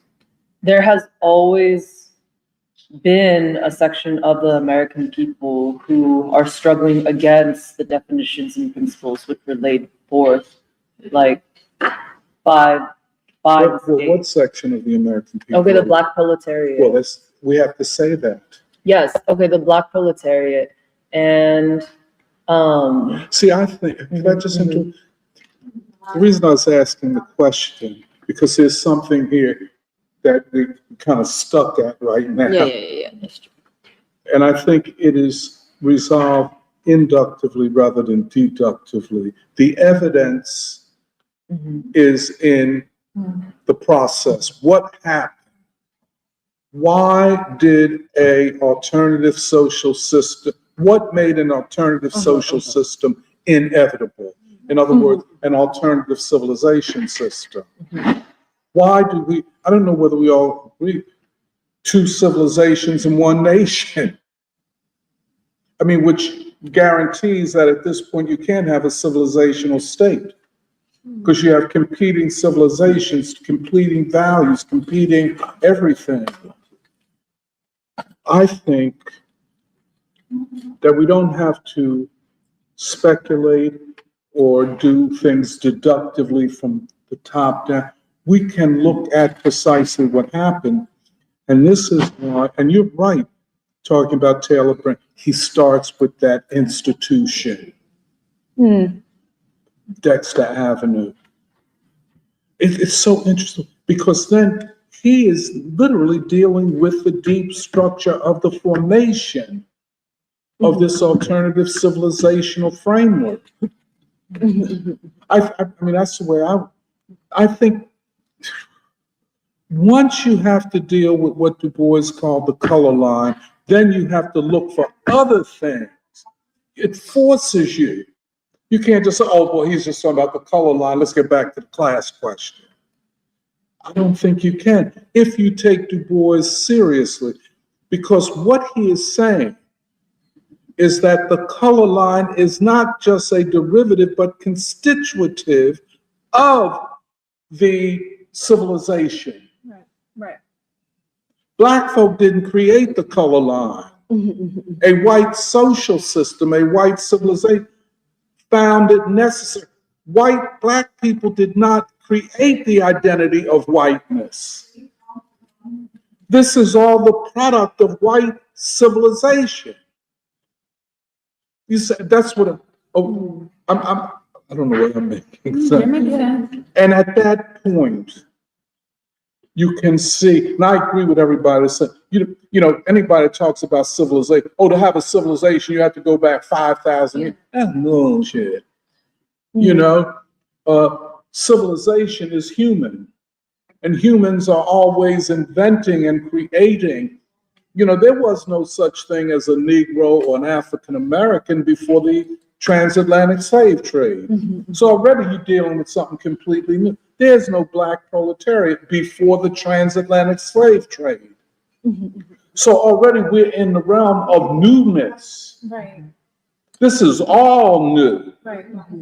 That's why I often say, I mean, you can't go to China and say, well, look here, yada, yada, yada. They can't, it don't make no sense to them. You know, because the newness of all of this. In fact, yeah, I'll just. Because I think it was like a year or so ago when we were getting into the white supremacist social system as a concept. I remember there was a conversation where we're like, okay, let's not try at that point to conflate Western civilization with the white supremacist social system. I remember that I have a very strong memory of that conversation. And yeah, I don't know. I guess I bring it up because it's like another way of phrasing the question one of the questions I've had today is like, when we talk about the black worker, we're not, my feeling is that we're not really talking about a class. Well, that's my point. Like, are we talking about the class? Because like there's a whole, yeah, I know, but like there's a whole. Why do we have to say yes and no? Because I feel like sometimes I feel like we're trying to distinguish ourselves from something. Yes. Which is the logic of class struggle. But then sometimes I feel like the logic of economic class. Well, I'm sorry. Right. Yeah. Forgive me. Well, yeah. It's for my own internal clearance. And I think but then the other thing that we're saying is that maybe, because for example, during the days of enslavement, the enslaved proletariat were a definite class within the economic structure of the society. But then post-emancipation, they are, yes, part of, at a certain location in the economic structure of American society, but what defines Black folk, and this is what you said, what defines Black folk is not, it no longer is just that they occupy a certain position in the relations of production, which was true during slavery, but that they are increasingly, first of all, hemmed in by, Jim Crow, the color line, but that it's increasingly their own consciousness which defines their own constituting as a group, to use a neutral word, a group. This is fair. Because see, what we're then saying, and this is part of even discussions of class within Marxism, what role does consciousness play in the constituting of a class? In other words, I think one could make an empirical case, which I think we're doing with all these studies, that Black people constitute the proletariat. And that, see, and the assumption usually is that, more or less, that industry and industrial manufacturing workers constitute the class. We're making a different argument, saying that the Black proletariat is constituted from multiple and varied foundations and continually reproduces itself, even when it is excluded from industry. For example, as a stranded population in prison, or whatever. Yeah, because I think I think where I get tripped up is using the term black proletariat, there's already so many, the weight of all this history, the weight of all these assumptions, this terminology, Marxism, Leninism, the history of the 20th century and beyond that, those terms carry with them the association of, oh, we're talking about a specific class, right? And I think it's like not even that we're saying something against that, but increasingly, I think our usage of the term of the black proletariat is about trying to, which is what really Marx and Engels were trying to do, which is to identify the revolutionary agents in society at that time, in any time, in any society. And our usage of the term of the black proletariat, it's not just revising Marxism, but it's like, okay, we're trying to identify in the spirit of like maybe what Marx and Engels were trying to do for their time and their place and their whatever their situation, like who are the revolutionary agents? And I think, this is like semi-related, but the other thing that I really like about the Ken Burns documentary series is like how much you feel intensely that the revolution of 1776 was like immediately confronted by its own contradictions as it was unfolding in a way that I think is actually very distinct. It's very like, in a way, it's like very, it's like as the founders, and actually maybe it's like the first or second episode where they talk about George Washington as a representative of his class with that ideology. But it's like as the founders are making these declarations, it's like the documentary points out how like working people, people without property, Black people, Native Americans, all that are like interacting with in real time these concepts as they're emerging. And it's like, that's why Jefferson, who is yet a slave owner, is like at the same time during the period of the founding is like intensely worried about slavery. Because he's like, slavery is the thing that could break apart the Union. It is the glaring contradiction. And it's like, that's part of what makes 1776 so fascinating to me, which is like, it's a revolution, which in some ways maybe resolves certain contradictions, but it already is confronted immediately by these larger contradictions and by the contradictions which could tear this new nation apart. And like, it's in a similar way, it's like, you can even take the Native American question as a similar dynamic where it's like, so much of what, there's like this part later in the documentary where it's like, how do they entice like propertyless men, like poor men, to join the Union Army? Which actually, the Continental Army in the latter stages of the military became all these working and poor people and people out of jail, as opposed to landowners and such. But like the way that they entice them is to be like, oh, you will have free Indian land after the establishment of the nation and the achievement of independence. So it's like, in some ways, it's like, because I was thinking about this question of is America in this stage a breakaway from Europe? You could say, but it's like, I don't know. I just feel like it's that unity of the contradiction within it, where it's like, I don't know, but what Hegel called the unity of opposites within a totality, which is that like simultaneously the founders were fulfilling something which came out of Europe, which was the Enlightenment.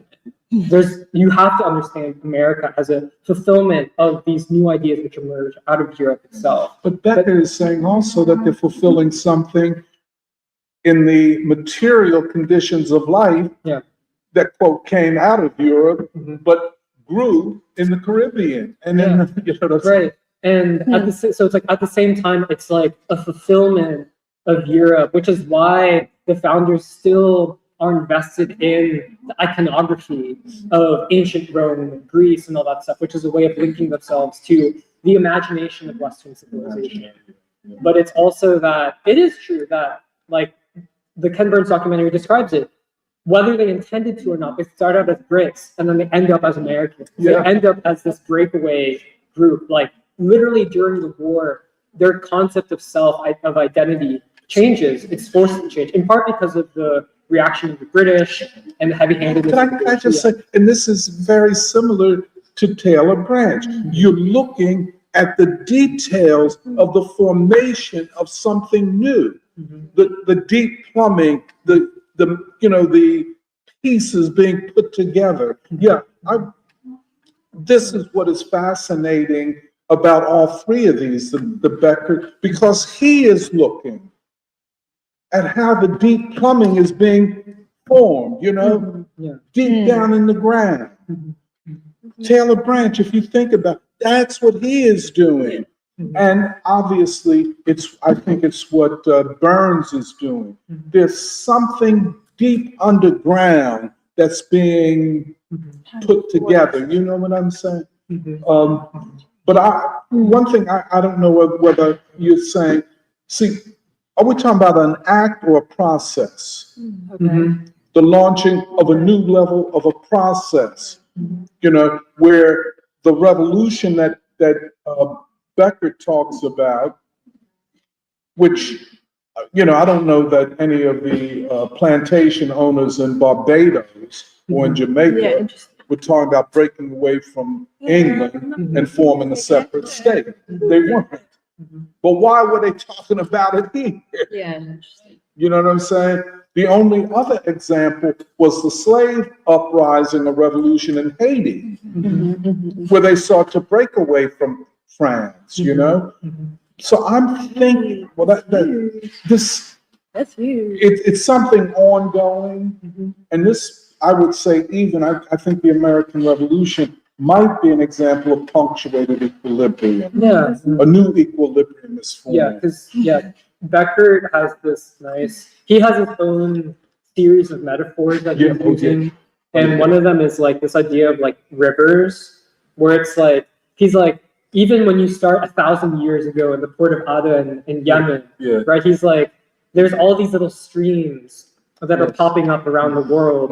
Some of them stop at a certain point of history and they don't carry forward, but then it's like this collection. He's like, there's this collection of little streams that become a larger thing, and then that bursts into like a river. But it's like, because I don't know, I just really like, wherever his own contradictions are, I think, like, again, I really liked his whole this whole thing of, let me try to make you see something that otherwise you may not be able to see, or that it's like only in the background. And then like you would say, the deep plumbing, how do you bring it up to the surface so that it's like knowable by the people?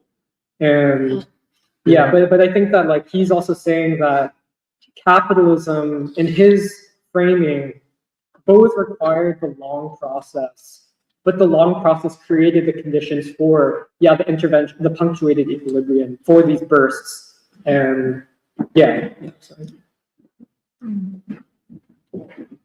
I don't know if this is like, I don't mean to like, this whole thing, raising hands, do I say something, is craziness. I'll tell you what. No, like the point of looking for identity, this whole white problem, like, and are we saying that each book, in a way, also points at different points in history when there's a crisis of white psychology, consciousness, and morals to a certain extent? But it seems so much so that, see, what I'm seeing, because that's what we're seeing right is now. that there are three instances of the same world process. Each book studies the same world historic process from different times. Oh, you mean the two books and the documentary? Yeah. You know what I'm saying? It's all about, well, as I was looking at it, the deep plumbing. And different aspects of a global process. Yes. And see, that's why Becker, no, but what is the global? the formation of a new system. Okay, so wait, but what were you saying? Oh, sorry. No, capitalism. For Becker, it's capitalism. Right. I think, Yeah. see, I think See, Beckett makes it very clear. This has been obscured.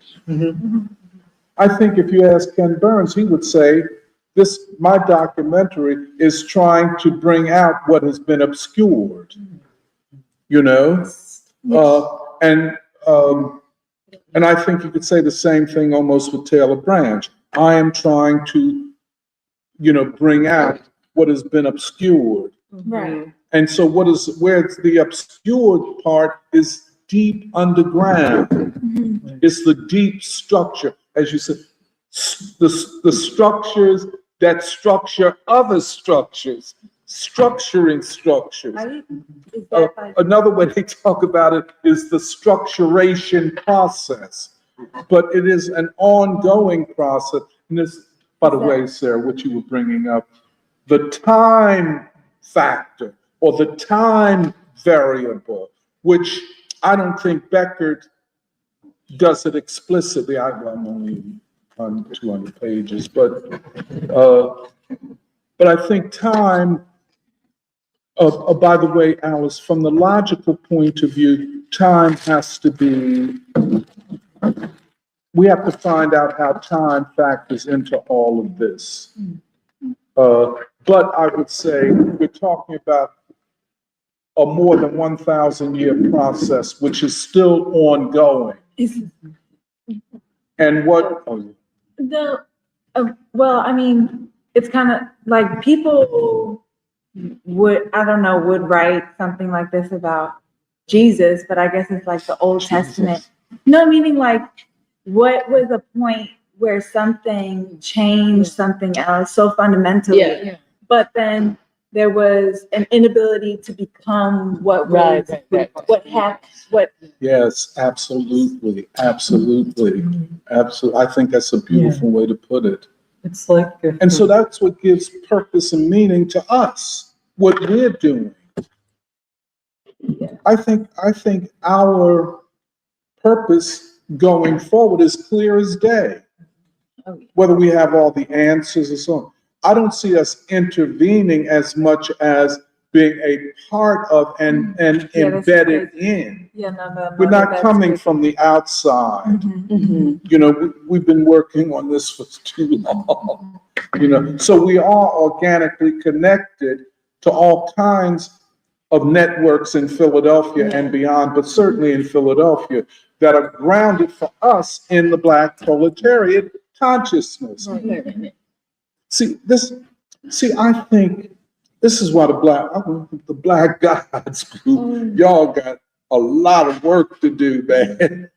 Because, the concept is, how does the Black proletariat produce and reproduce itself? It's not because they control the means of production. It is because they control the means of consciousness and knowing. And that's why the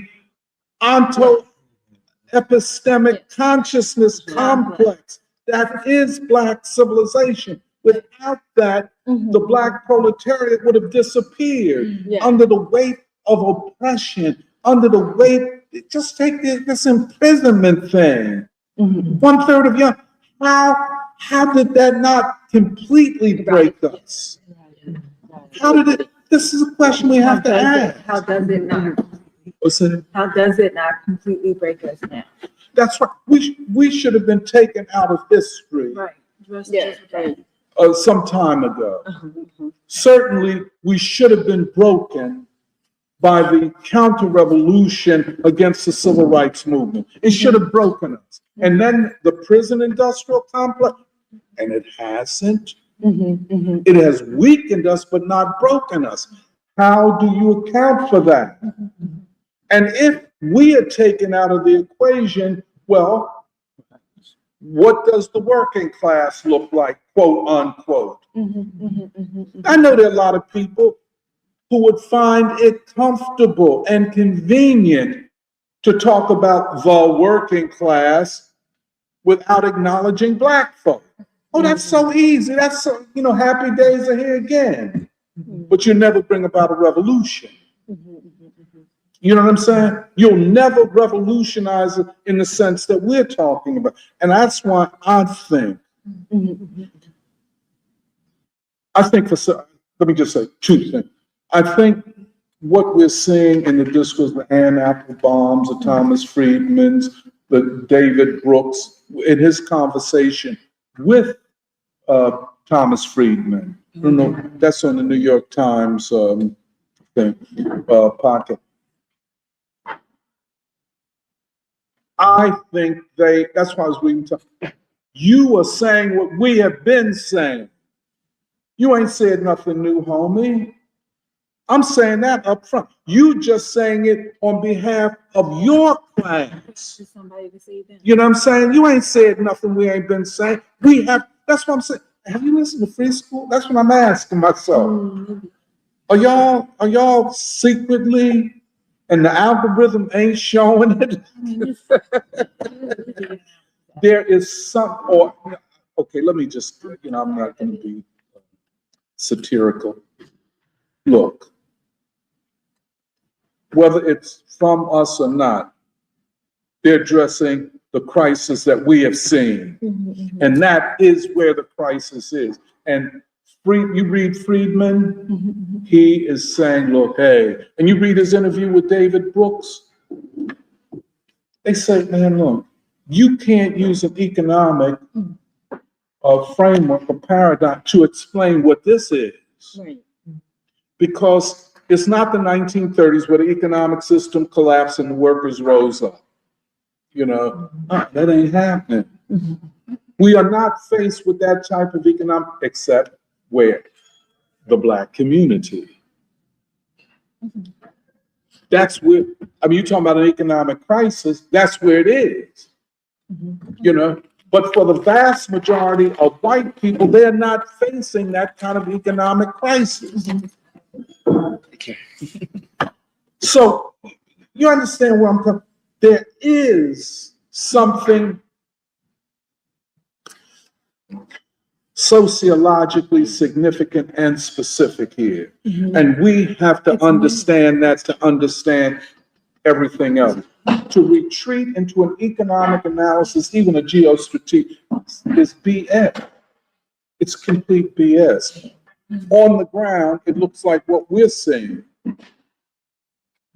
Yeah, well, I said, because I think I'd said that intervention before. What I didn't mean to.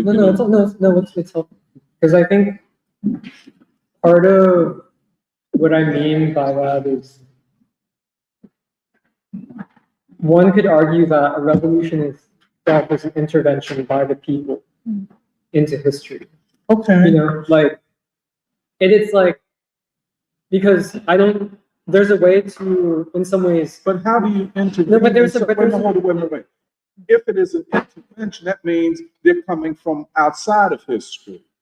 They're already, so that's what But it's like, if the people have been, because there's a way to. The people have been. If the people have been suppressed, and the people have been. Well, let's take Black people. Yeah, I know. So take the civil rights movement. Yeah, or just. There's a way, this is an interpretation. Yeah. There's a way to interpret it in which it is through the self-activity of the Black proletariat. Absolutely. It is not that Black people are like completely outside of history, but that is an intervention into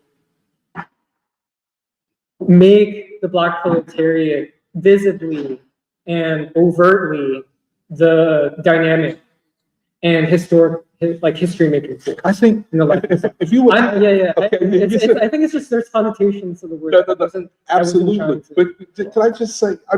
Just as a point of a discussion, you have gone to the United House of Prayer for All People. Right. You've been very moved by it. Matter of fact,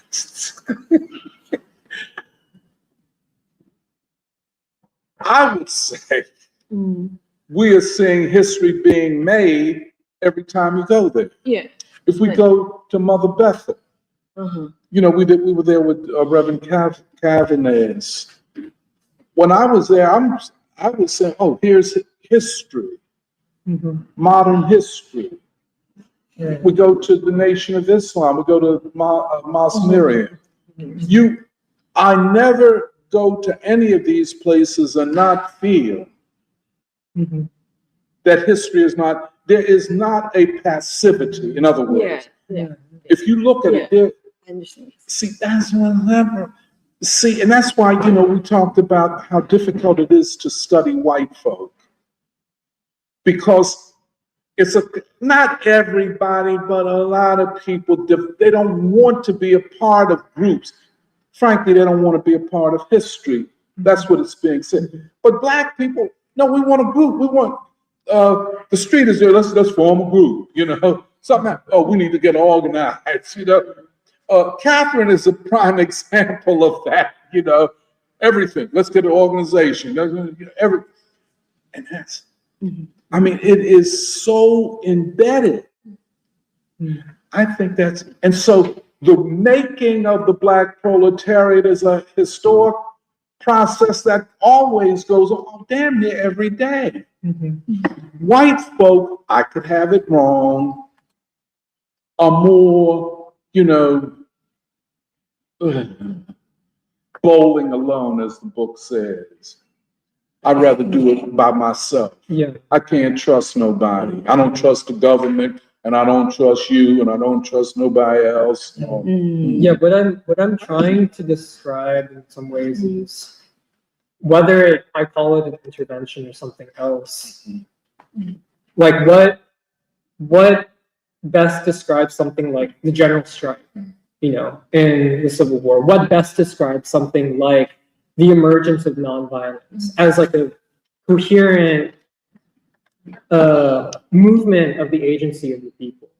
And yeah, that's what I'm really trying to describe. It's like whatever we call a revolution is that special period in the history of the people in which the people act with like greater agency than than another period. But That's it's very interesting. yeah, Greater, or even revolutionary agency. Yes, and I think that this is not related, but the other thing that had come to mind was in the Black Gods discussions, we've been talking about, like emancipation, Reconstruction, and in the way that Du Bois writes Black Reconstruction, you could almost say that he's arguing in like the Coming of the Lord chapter that emancipation gives birth to like almost a new God in the American landscape. It's like when he's like, emancipation was the coming of God, coming of the Lord to the enslaved proletariat. It's like from that point, it's like new God, like a new God or new gods plural are present in the social landscape of the United States. Gods of freedom. Yeah. And so in some ways, that's interesting. Yeah. The coming of the Lord is the coming of freedom. Yeah. Isn't that interesting? Which would have to connotate a new civilization, right? Because in some ways, Becker's book is framed around, because I only read the preface, and this is the point of the preface, which is actually that he says he's arguing that capitalism is the God of, he says that, right? He says capitalism is the God that human beings worship in the modern era. That's his argument. He says that? Yeah, in the preface. Did you read the kind of a throwaway? Yeah, you got to take your time. Look out! In the first, you so many. But actually, in some ways, the Black social system or this new civilization, a new civilization, which is an onto-epistemological consciousness. Like that's pretty important to define it as really defined by the consciousness that has a different ontology and epistemology, is to say that it inherently worships a different God, the God of freedom, because the precondition is of unfreedom. There's a God of freedom that is dependent upon knowing that there's such thing as unfreedom.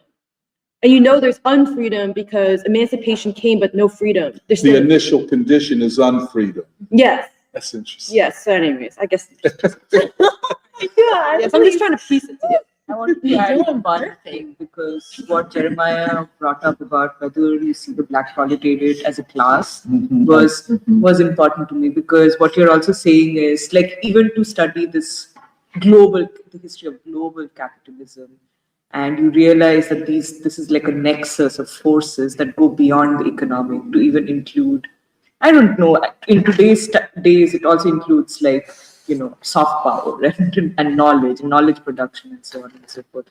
And anyway, that's not the point I'm trying to make. Like, it's vaster than an economic argument you're saying, and then the black proletariat to be better seen as, I will not get it right, an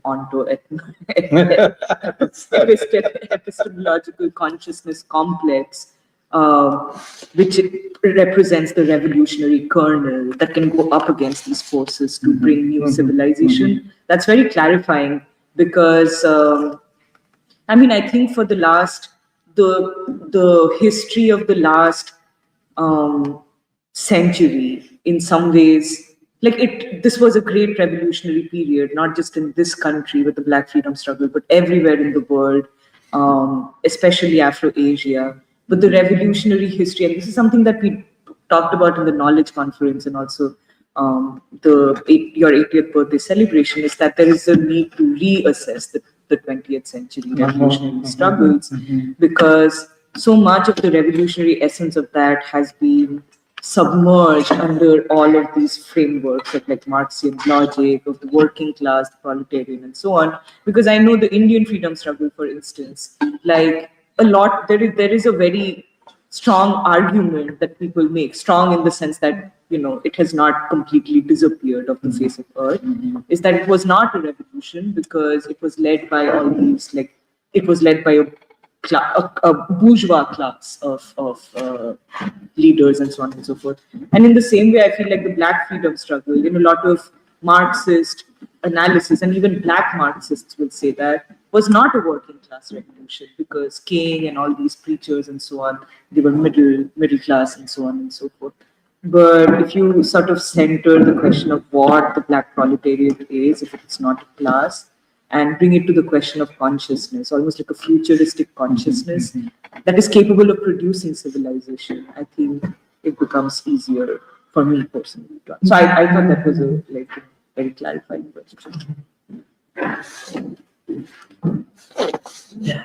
I'm gonna read comments. So I just need a second because Kathy had a comment on Facebook that I'm trying to pull up. Okay.